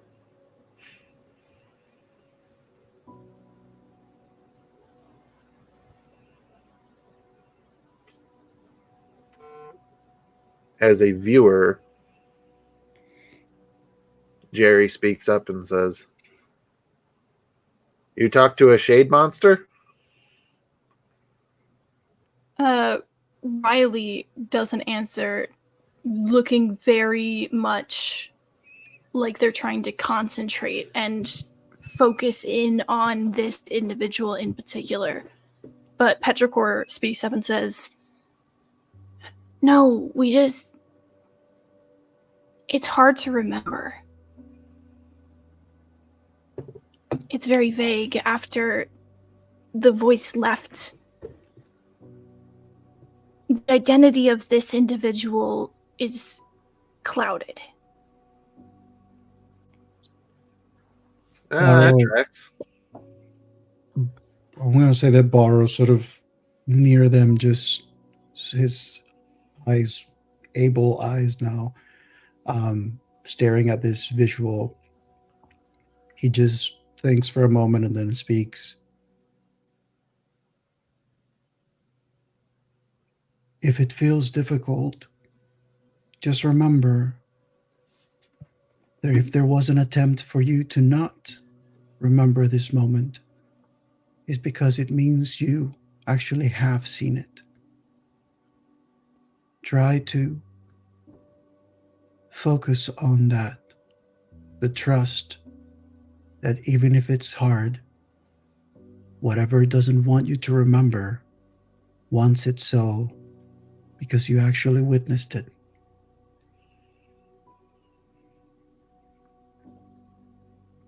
Is this scene projected in the floor? So essentially what starts is when the memory starts playing, it's that ripple effect and that glare, and then you're pulled into it, first person point of view, as if you're looking through Riley's eyes.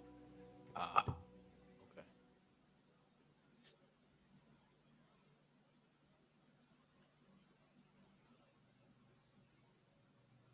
Riley, as Barrow said, this is proof that you had this conversation. You spoke to this person. You were face to face with them.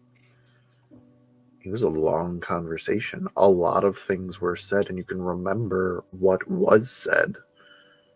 Remember all of that, up to and including what I would suggest. And the memory has a visible ripple, but then it continues. Find a way to obtain this shield from High General Aristina Shadewatcher.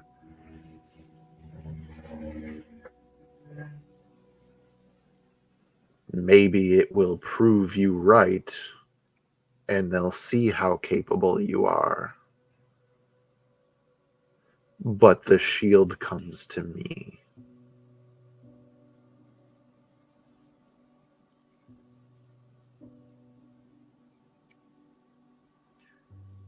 And then you remember, without even ending the conversation, turning and walking back to Barrow.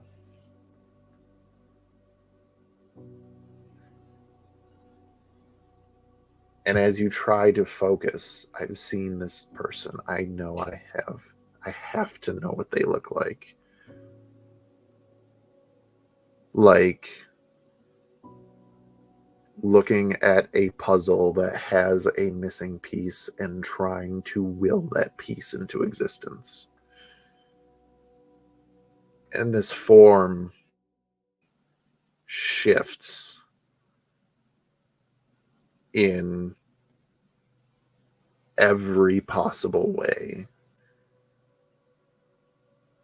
And it is a ever-shifting conglomeration of features of humanoids that Riley has seen, as Riley is basically trying to piece together what this person could have looked like.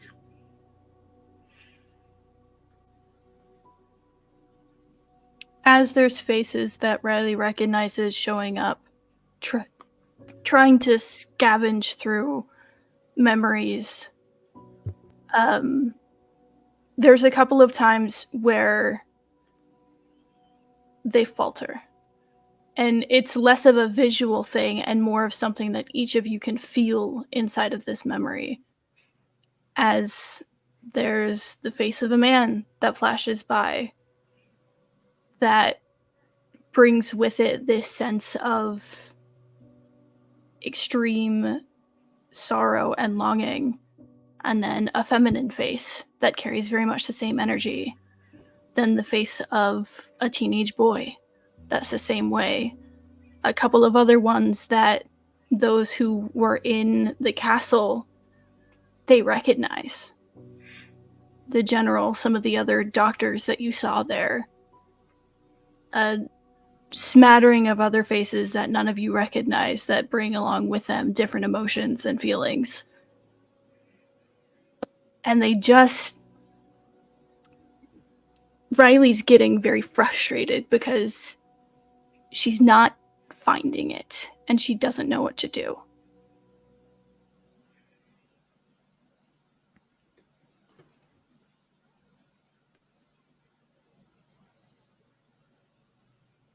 Jerry speaks up.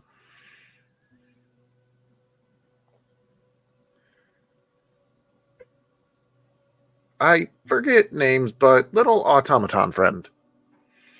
Yeah? Petrichor. Right, that one. You poked me in the forehead, and then I remembered something. Mm-hmm.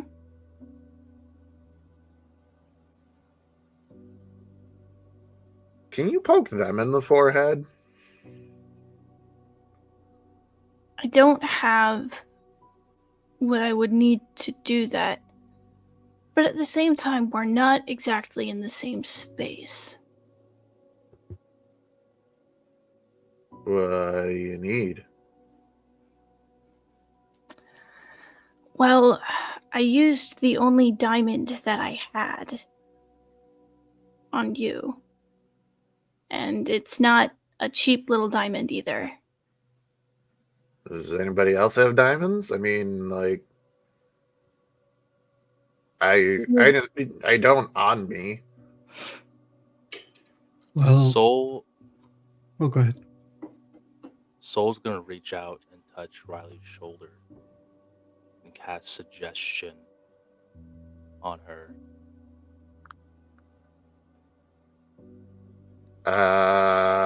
Riley, I believe that you need to make a wisdom saving throw. As Soul says, what? Show me his face. This is a flat roll. I have no modifiers. Smash. What's the DC? Smash. 16. What? 16. That's a 3.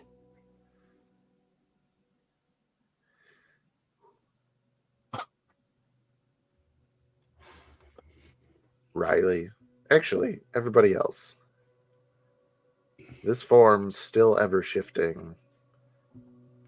The movements get more rapid and erratic. As Riley, you now are focusing entirely on, I have to show Soul this face that I can't find. So even more so than before, where everybody's like, all right, we're here. Let's see what we can find. You know, let's try to figure out what this face is. And Riley is already frustrated. Now, Riley has a compulsive need to find this face. And being completely forthright, Riley won't find it currently. Do we feel what Riley's feeling? Oh, Let's Yeah. find out. Here you go, KJ. oh God. Oh, you can't keep doing this to me, Matt. You're goddamn right I can. As Soul says this, there is like an energy wave that fills Riley and settles in her chest. This just need to find this face.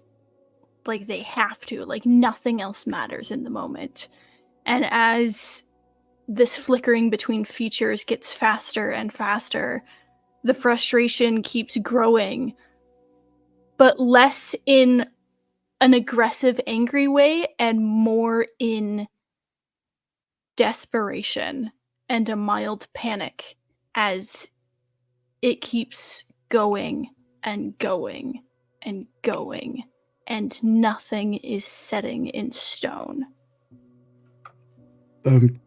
Bar is probably going to be one of the first ones if he's feeling that and he senses that shift after what Saul say.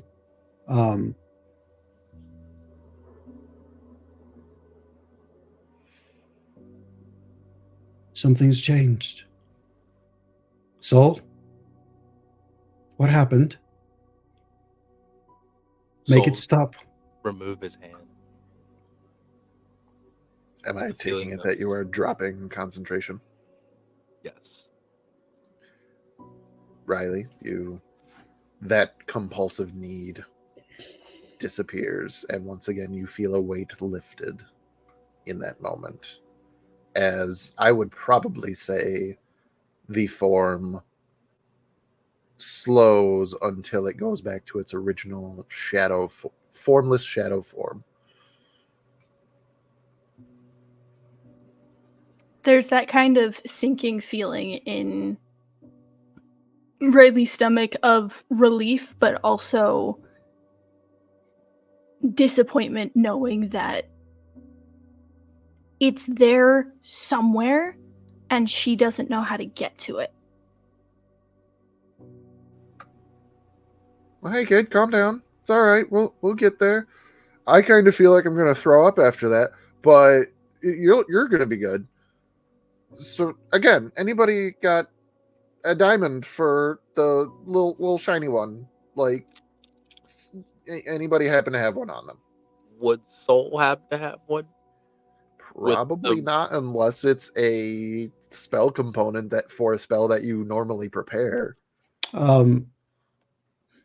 Bar is going to chime in and say,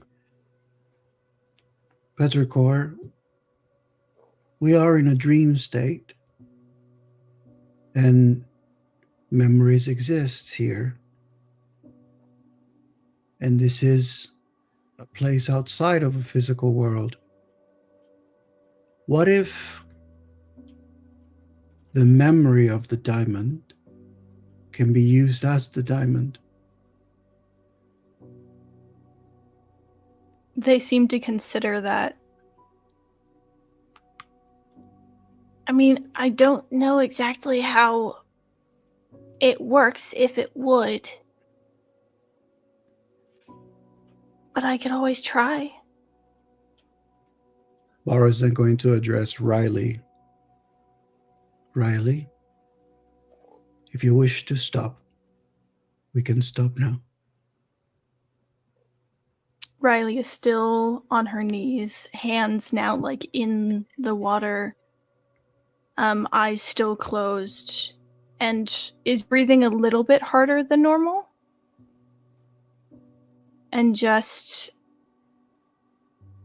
it's right there. I know it's there. I just can't reach it. And I know you're trying your best. This is not your fault. Isn't it? No. There is magic that was used on you. Magic that we're not entirely sure what it is. So it is not your ability that is lacking. We do not doubt that. We just maybe don't have the tools to find this answer right now. But there is always more than one path. And we can keep trying if you wish to, here or beyond.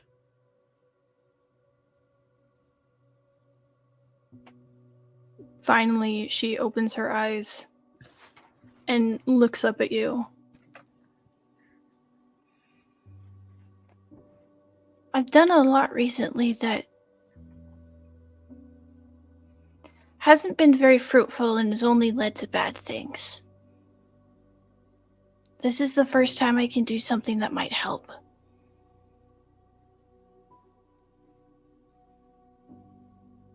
So what would you like to do? Looks towards Petrichor. we might as well try. I mean, what are we going to lose? And Petrichor just nods. And in steps to the edge of wherever this memory in the water stands still, and will turn away from it and get down on their knees, just one hand hovering over the water to try to recall the memory of the diamond. I'm going to say that Bar will add to that. I do not know what was happening then,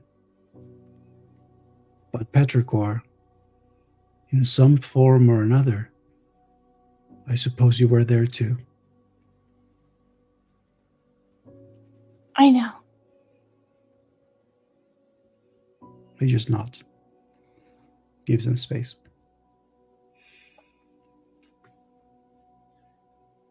Once again, state for the record what Petrichor is focusing on after everything that everybody has said.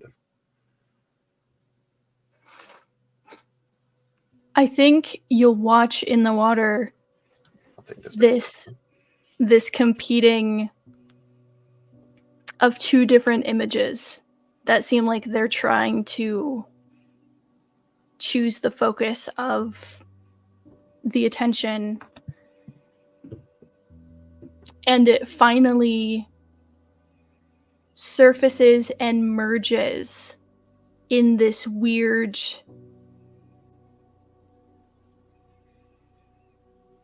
perception of the same memory that Riley had, but from this almost locked away position where it's kind of third person, but not in the normal way, and tries to lock into it. Give me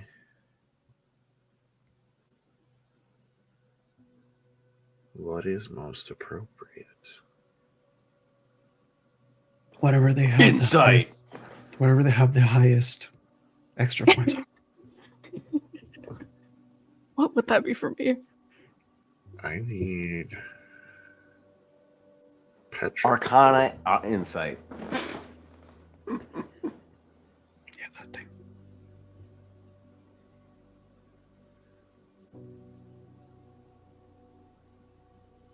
I need Petrichor to make a wisdom saving throw.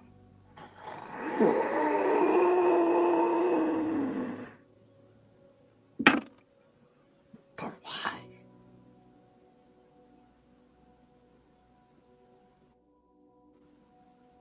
There's a lot of 26s today.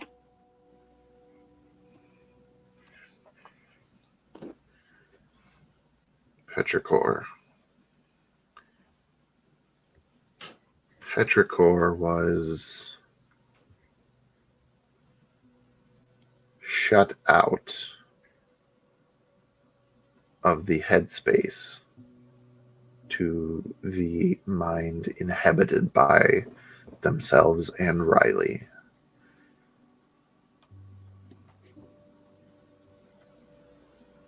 And Petrichor was aware of things.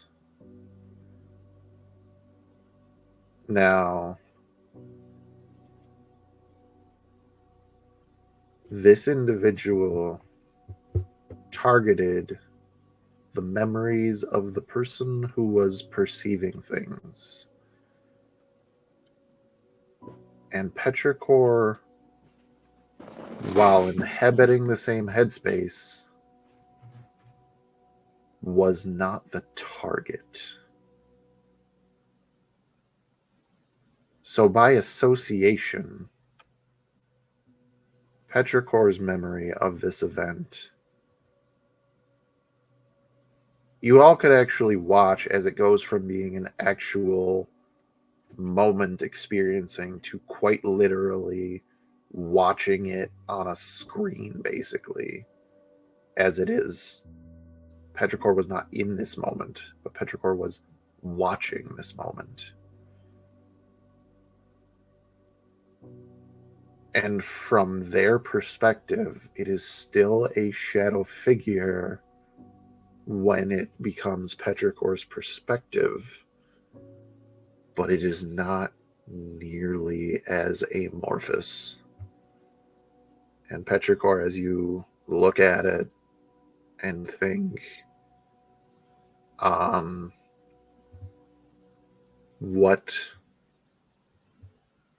what could this person have looked like? Slowly, a humanoid form, thin, very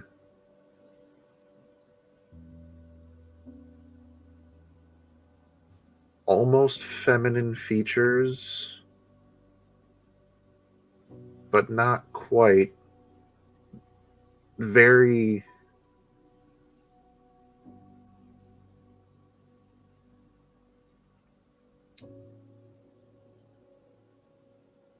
a masculine person who is presenting more feminine. And then skin incredibly pale, long black hair, curly, eyes that are darkened as if missing sleep for a little bit, but beyond them the irises with a unmistakable red hue. Dressed in finery,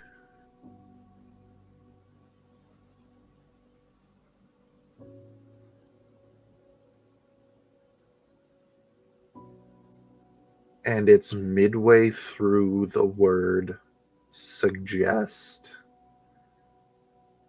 and you see two very long canines.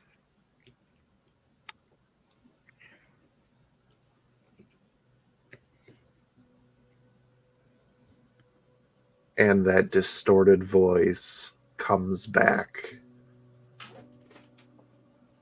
with the distortion fading through the word. By the time that it is ended, it is the true voice. What I would suggest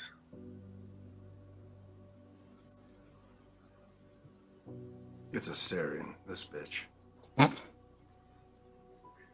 He's everywhere. I would you say have a face. Borrow immediately as a face is clear. He would ask, Jerry, Saul, do you recognize him? Soul,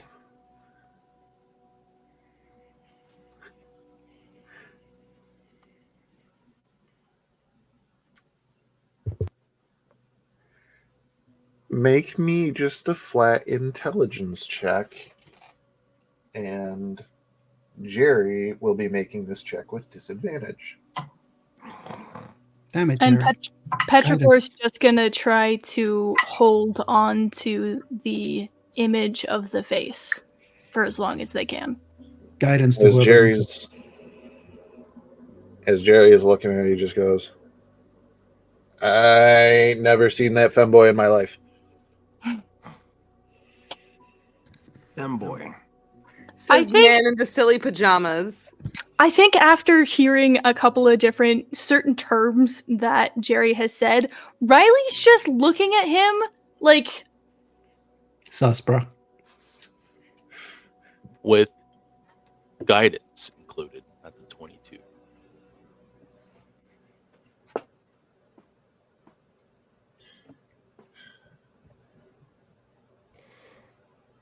There are a number of people who sit on the Council of Ebenfell. There's a number of different positions, most having to do with magic. You know, the Magister of Evocation, the Magister of Illusion, the Magister of Abjuration, and so on and so on. There's also more practical positions, you know, like Secretary of State or Secretary of Defense or Secretary of Treasury.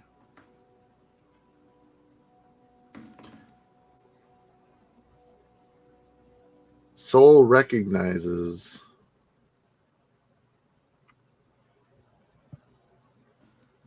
a Shadar-kai by the name of Draven, who is the Secretary of Beautification. And you know his job are the people who make sure the lights stay lit, make sure the plant life in the city, the parks are all where they need to be, making sure the streets are clean and not smelling of decay. Is it Draven, correct? Yes.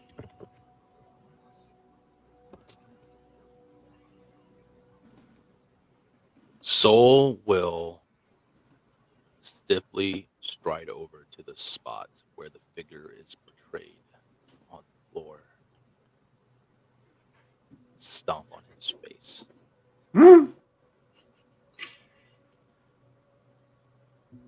Draven, you bastard.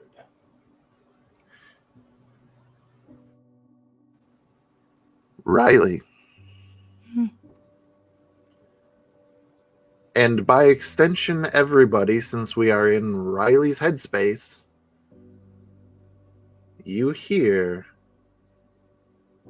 "You've delved too deep."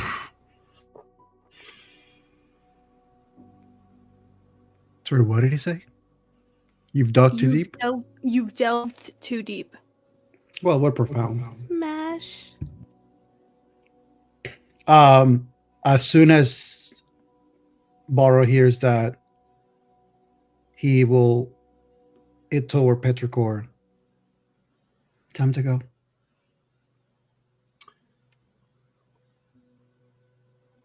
Riley, Mm-hmm. actually, Oh God. specifically, Oh God. Petrichor Oh God. Oh boy. Let me Uh-huh. double check. Uh-huh. Let me double check. As soon as the Let me double voice check. As soon as the voice rang in, though, that image that Petrichor was trying to hold in place shatters and disappears. Yeah, Petrichor. Oh God. I need you to make a wisdom saving throw. Guidance. You cannot guidance a Oh. saving throw. Oh boy. That's fucking right. Shit. Oh no.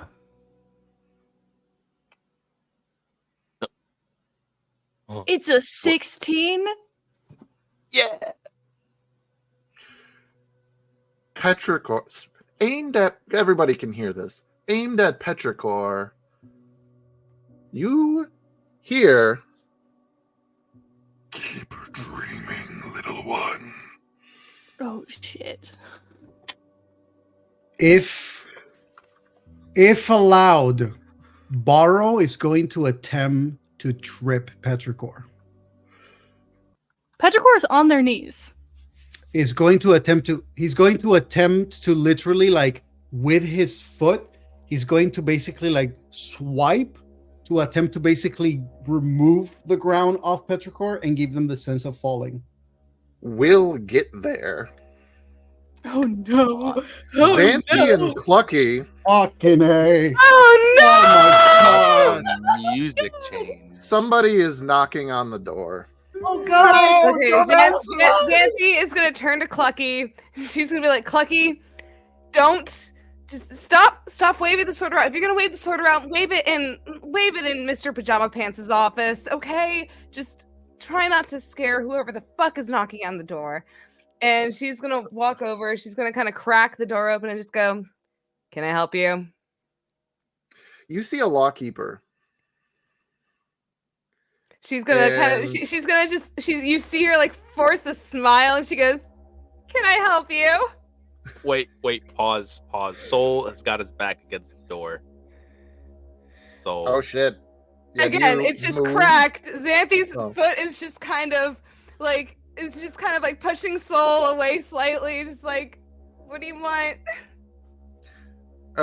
Sorry, miss. We did get reports that somebody had a how do they refer to these people? Had an undead servant be assaulted in the area, and we're trying to follow up, see if anybody heard anything. Xanthi's just gonna kind of tilt her head. She gets to the side. She goes, "Oh, that sounds absolutely horrible. I just came here to help the shopkeeper. I haven't heard of anything." Oh, is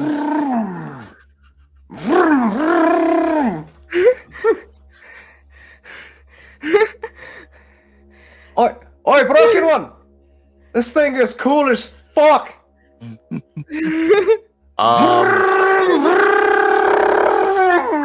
How long in the waking world? Hold on. Do I have this fucking spell? Don't. Let's not rush it. Let's not rush it. Let's take it easy. Oh, damn it. I don't. I thought I had silence, but I don't. Broken one, do you think this can cut through stone? How long? I'm in sorry. the waking What world is that? has- Nancy's just gonna kind of smile and she goes, "The Goose currently is checking out a new magic item that a customer has brought in. He seems rather excited about it." I'm not Goose. I'm Clucky. It's Not Goose is sleeping. He's having a nap time. Give me a deception check, my dear.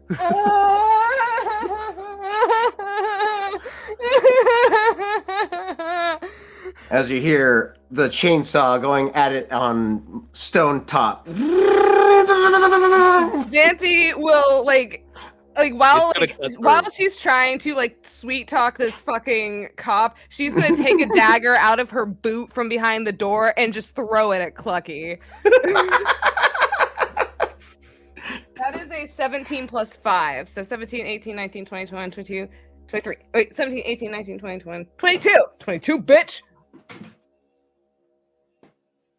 Oh, it hit me. I mean, yeah, you're gonna hit Clucky. Ain't Oh got no, I'm AC talking shit. for deception, Clucky. Oh. She wasn't really even aiming it. She was just kind of more like, "Hey, shut up!"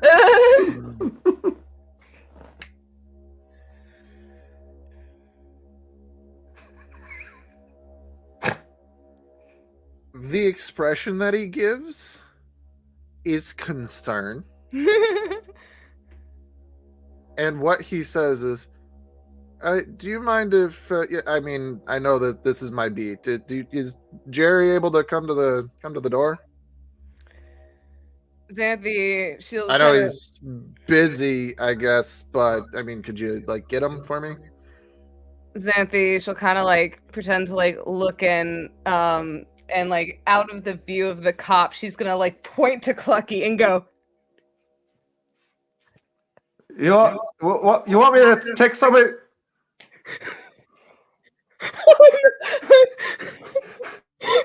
Whose head do I gotta cut off? Xanthi goes,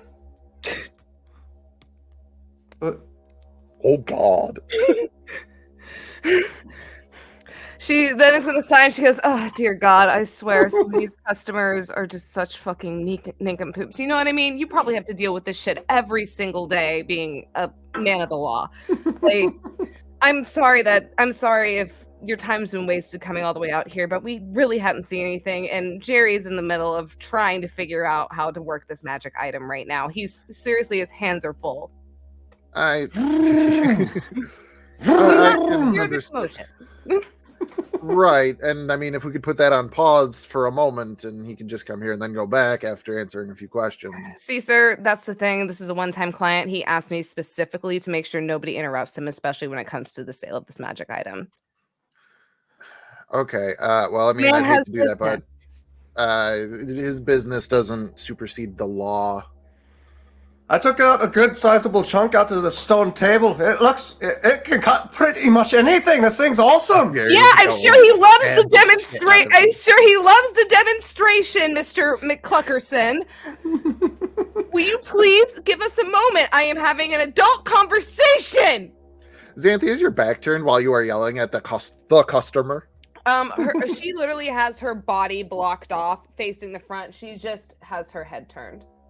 Just has her head turned. Okay, gotcha. Yeah, she literally is like, she is full on bracing because like one soul is against the door looking like a dead body, and so she is literally like her full body is blocking off everything as best as and like also her trunk is on her back too, so keep that in mind. So it might be That's not suspicious. it might be a little difficult for her to see overhead. She's a magic bitch. Let her carry her magic shit. Let her carry her magic It's Brittany, bitch. I am ITGIRL.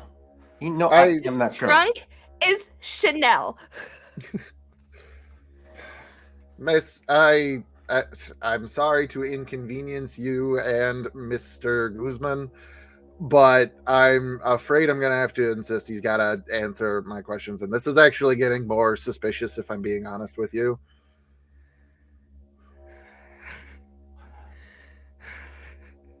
The soul feel Give me a moment. the moving that's happening in Nope. more. You are having an immersive experience. Yeah, nice try. Nice try. Nice try, guys. Damn it. Question. Can I like silvery barbs his fucking thoughts? I don't know. This perception? I mean, Yeah. sure. Roll and tick Wait, lower. So in response to what? Because I'll say this, like I made a couple rolls already, but it's already in the past, so I can't like go back and figure out like exactly how much would have changed. So if you would like to make a check right now, because he's been opposing rolls, then you can silvery barbs his half. But Okay. you just gotta give me something to work off of here. You also want to know the answer. Yeah, shit, you're right. Fuck! Ah! Shit snacks! Shit. God fucking damn it. Do you need help at the door? I can help. I got this new sword. It's so cool. The DC for deception is going up every time Tarzan opens his mouth. I know! Xanthi is literally just going... She's just gonna sigh, and she goes, look, dude, I hardly fucking get paid enough as it is, considering the Goose fucking scalps every fucking paycheck I get. If I let somebody in while he's in the middle of this, I'm gonna get my ass beat. If anything, I'm gonna end up like one of the undead and then being assaulted in the streets. So I would like to avoid that at all possibility, and please respect my boss's privacy at this time. Give me a deception check at disadvantage. Silvery barbs yourself on the lower roll. To make it worse? Oh yeah, you do have to take the lower one, don't you? Okay, that's a 17 for the first one. And it's a 19 for the second one. So it'll be taking a 17 plus 5. I know, Tater, same. Me too, Tater. KJ is checked out of the conversation. R.I.P. KJ. KJ, come back. KJ just left. KJ's like, no, All we're the done. lights- Like, this is it. This is where the campaign ends. This is where we die. So, what was the total? 22. 22. Okay. So this would be an insight check to counter, and knowing that you have silvery barbs. Silvery barbs! I haven't rolled anything yet, because I don't want you to use it unnecessarily. Silvery barbs! I got the spell slots for it. Even though I would normally roll and just go with the results, I will tell you the result of the first roll. God, 22 is what we have to beat. I'm so scared. Xanthi is not good with people.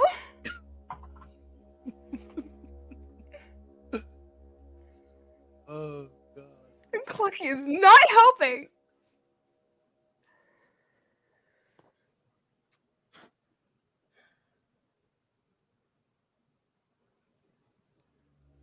He kind of like looks side to side. Then he goes, "You actually work here?"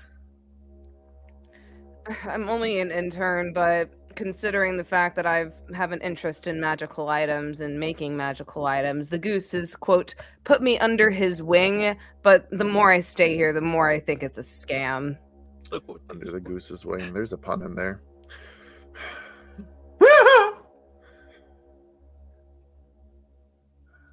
Like, seriously, if I have him be disturbed at this point, my paycheck is going to be in the negative at this point. Okay. I'll take it out of your hands then. Xanthi, can you make a wisdom saving throw? Ah! Do you want to hide a body? Oh god, I only have a +2. And Oh, also, God. catch these hands. I hate this so much. Matt, my therapist will hear about this. Quick That is question. a natural 20. Quick question before anything progresses. Does this count as a short rest for Clucky? No. Hasn't been that long. You son of a bitch. Ugh. Oh my god. Xanthi, +2 for a 22. as he says that, and basically Jedi mind trick movement with his hands, you feel all of your muscles lock up for a moment. He tried to petrify you. And at that point, because it's a moment, he goes, damn. Xanthi, I need you to make your choice of acrobatics or athletics check. Oh, fuck. Oh, fuck. Okay, it's gonna have to be acrobatics. Tell me if it beats a 21. No. No. As soon as that's lucky! Wait, hold on. Can can't I scream, give Clucky. advantage as I rolled an 18 for perception to see whether or not what's going on at the door is actually taking place, and realizing or seeing that this is going down, Clucky would have walked over I to the would door. allow that perception check if this grapple wasn't specifically to cover her mouth. Oh!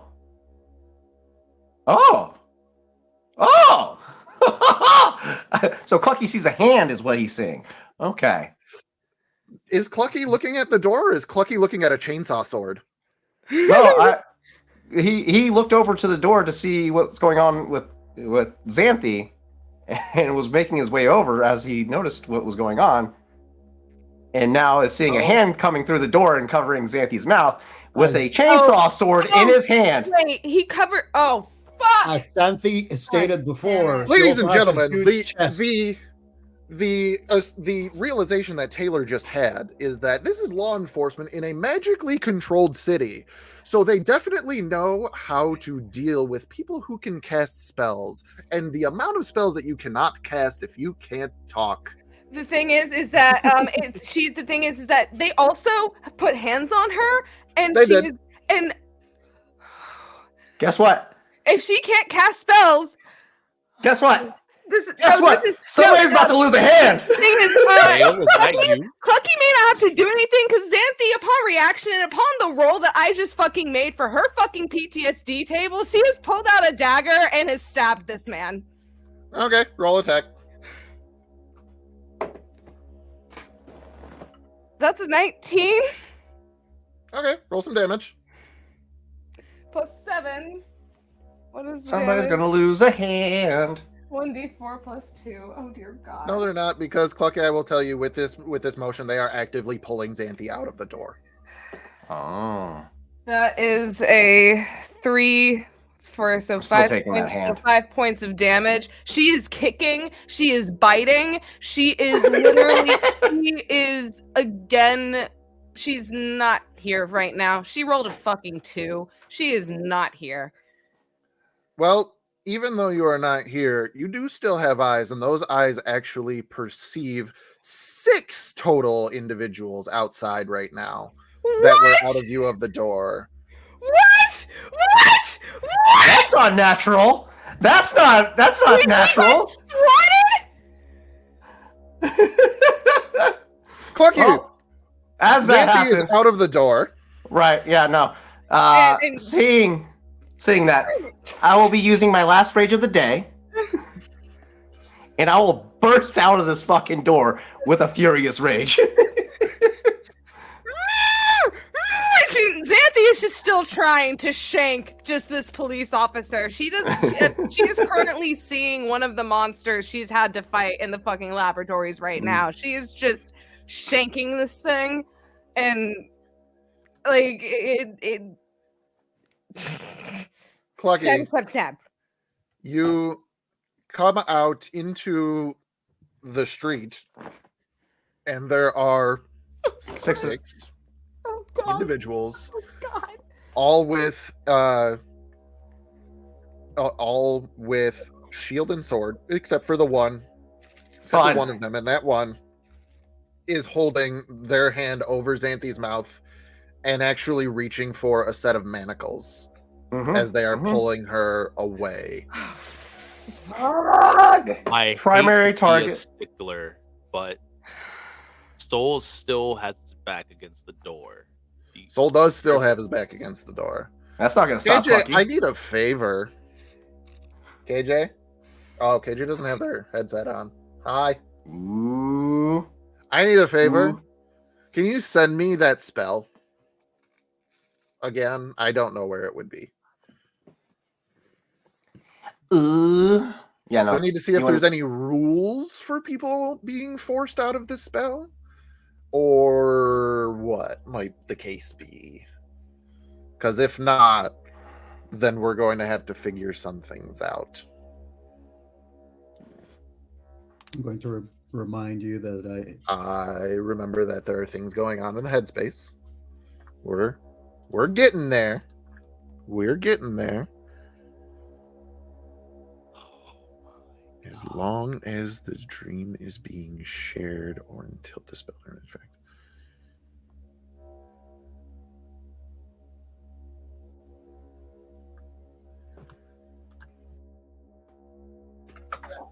I Okay. will say when this has been used, because I pulled this from Critical Role, because that's where I saw it used, and that's where I got the idea.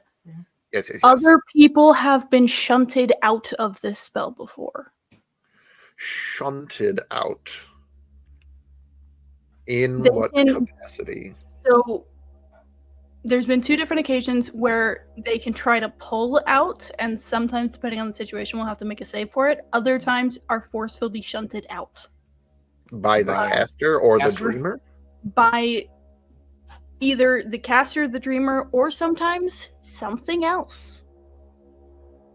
Or sometimes something else. But is that on the inside of the dream world or the outside? Can't recall. It's never really 100% specified. Gotcha. So,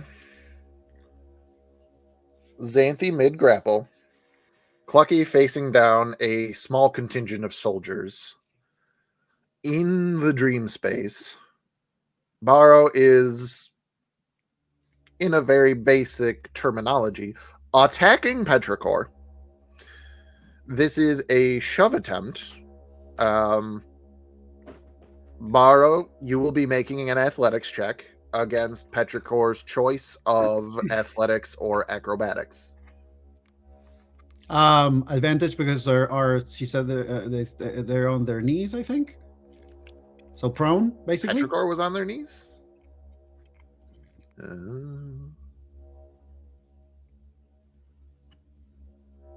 Fuck it, I'll take it. You're gonna have advantage.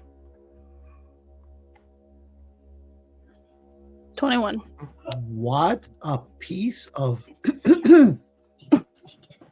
The one time I roll well, I don't have very good bonuses on this, but it's a 21. Yeah. I should have used the physical dice. That was a 15.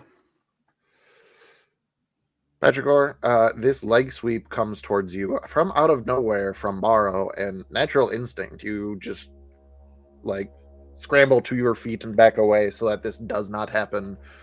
And you're not sure why Baro would do this. Petrichor just kind of looks at you extremely confused, as they're less of like backing up in like footsteps and more of on the wheels that they have. What's that for? We need to go.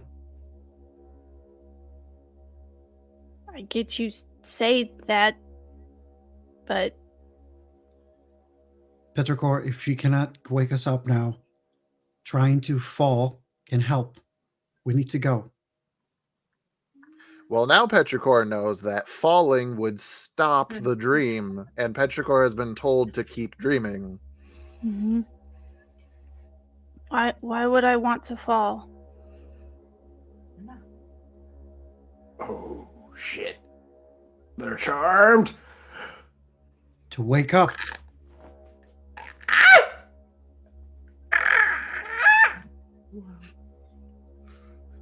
Tarzan is turning inside out. As we speak. Yeah, that's also happening. Oh, I will check in for a second because I need the answer to one question. Clucky, knowing that this was a pull door. Oh, Clucky would have gone through And the Soul door. was up against it. Yeah, With it Soul's being not stopping cracked. Clucky. Pantomime for me how Clucky goes through this door. Probably sword first. Using that chainsaw that he has on that fucking thing. No. Oh, Well, by it's the not way, closed. It's still cracked. So you saw Xanthi go out and the door is still open. The Soul spell is up Sword of against it. Mechanist gives you a plus 1d10, by the way. So that is Well, if the door's open, then yeah, I'm going out the door. But if Soul's actively keeping the door closed, I'm going through it. No. It's still cracked open. Like basically in this moment. The mirror's pointed outwards, by the way, guys. It's not pointed inside the store. It's pointed out. Also, Jerry fixed the door, so the mirror is now inside the door. Still don't inside the trust panels it. of the door. That's actually a really good point. You know what? We're going to add chaos to everything. oh, Clucky, I love chaos. roll a sleight of hand check to see if you catch the door before it closes, or if you get to the door while it's closed. Sleight of hand. Relax. It's a 20. Dirty girl 20. You do Set it grab the for door love. before it closes, even though Soul was pushing against it. So now, Tarzan, I need you to pantomime Clucky opening this door now that he's caught it. Oh, you just moving Okay. Soul out of the way. Perfect. That's all I needed. Everybody inside the dream, as Baro and Petrichor are having this conversation, Soul goes, "Yeet!" He just gets yeeted. Because Clucky is raging right now as he just watched his friend get yanked out and is being held hostage. So yeah, Clucky is not holding back. He is fucking yeeting people out of the way. Like, Mach 70. Then Soul is ejected across this dream, and when you go to see where he lands, Soul is not in this dream anymore. Dude, you wake up face down on the floor. Like Petra from Attack on Titan. Oh my god! Get launched into a shelf. I'm not going to make you take damage because this is all kind of for the memes, but you're awake and your face hurts. That moment when he goes flying, he basically flips end over end. And as he is nearing the ground, he reaches out with his prosthetic arm to try and grab onto something. And it's almost like the water floor just ends on a cliff, and he just kind of just falls. And he just kind of, it's the biggest feeling of vertigo you've ever experienced in your life. Like you just got slammed into your body. Welcome to my reality. Right. And now you're awake. As you And see the a giant appears to chicken be- flying at a whole There appears to squadron be a of guards. floor. Well, Xanthi is shanking a police officer. A whole platoon of guards standing outside, and Clucky is flying at them. Welcome to Actively. the party. Feels like home. Soul Oh. immediately hears the commotion going on outside. Runs over to Varro and Petrichor and attempts to So- grab Okay, go Go ahead. both of them and slam them against the floor. Ooh, Ow. what's your strength modifier? Like he's not like picking them up. He's like grabbing them by their collars and kind of lifting up against like off the floor a little bit and then slamming them back against the floor. Strength Right. modifier is Don't give the hatchling brain damage. Or 0. 0. Okay, so Riley, don't know who's in charge in the waking world at the moment, but also Barrow. You both take 1 point of bludgeoning damage, and we're gonna do this. Both of you make a Constitution saving throw. Petrichor, you do so at advantage because you're actively trying to stay dreaming. Oh no. 18. Silvery barbs. from outside. 22. Don't you have silvery barbs? So you both kind of in the dream, like, everything kind of shifts a little bit, but you're still in the dream. Oh fuck. Soul, they're still asleep. Clucky, all these Straight for weapons the trained one- on you. Ignoring them, solely focused on the one on Xanthi. Okay. Xanthi is So- still kicking and scream. Oh, she's trying to scream. She's trying to bite the guy's hand at this point. So I will say this in this moment. I will take Xanthi- opportunity attacks if I need to. Mouth covered and mouth Shanking covered, dagger. just striking out with dagger, claws, teeth, whatever the case may be. Fire breath. He does have like armored gloves on, so maybe biting the hand is not a great idea, but that's beside the point. Xanthi, with a hand over her mouth, being dragged, trying to be taken under control. Clucky, leaping into the fray of a total of 6 enemies with a chainsaw sword, trying to free Xanthi. Soul struggling to wake up Petrichor and Barrow. And on the inside, a face-off between master and student, essentially. Oh my god. That is where we will end tonight's session. You bitten? You bastard! Excuse me? You give me a goddamn chainsaw sword and I don't get to use it? Thank you, everybody, so much for tuning in this evening Sir. to the Dimensional Dial of Dr. Diago. Tune in next week when we figure out the exact repercussions of all this I have a combat to prepare. Angies. And I want to cry. yeah, we'll see you all next time. Tune in tomorrow for How Tales of Arden. fucking Should be dare. My equally as stressful as hear this. about this. Tune in Sunday for Frontiers of Eberron. Equally as stressful as this. My brother Tune in in Christ. How could Tuesday you? for Edge of the Empire. Debts to pay. Booyah, Potentially bitches! Equally as stressful as this. And we will see you next time. I- Everybody. I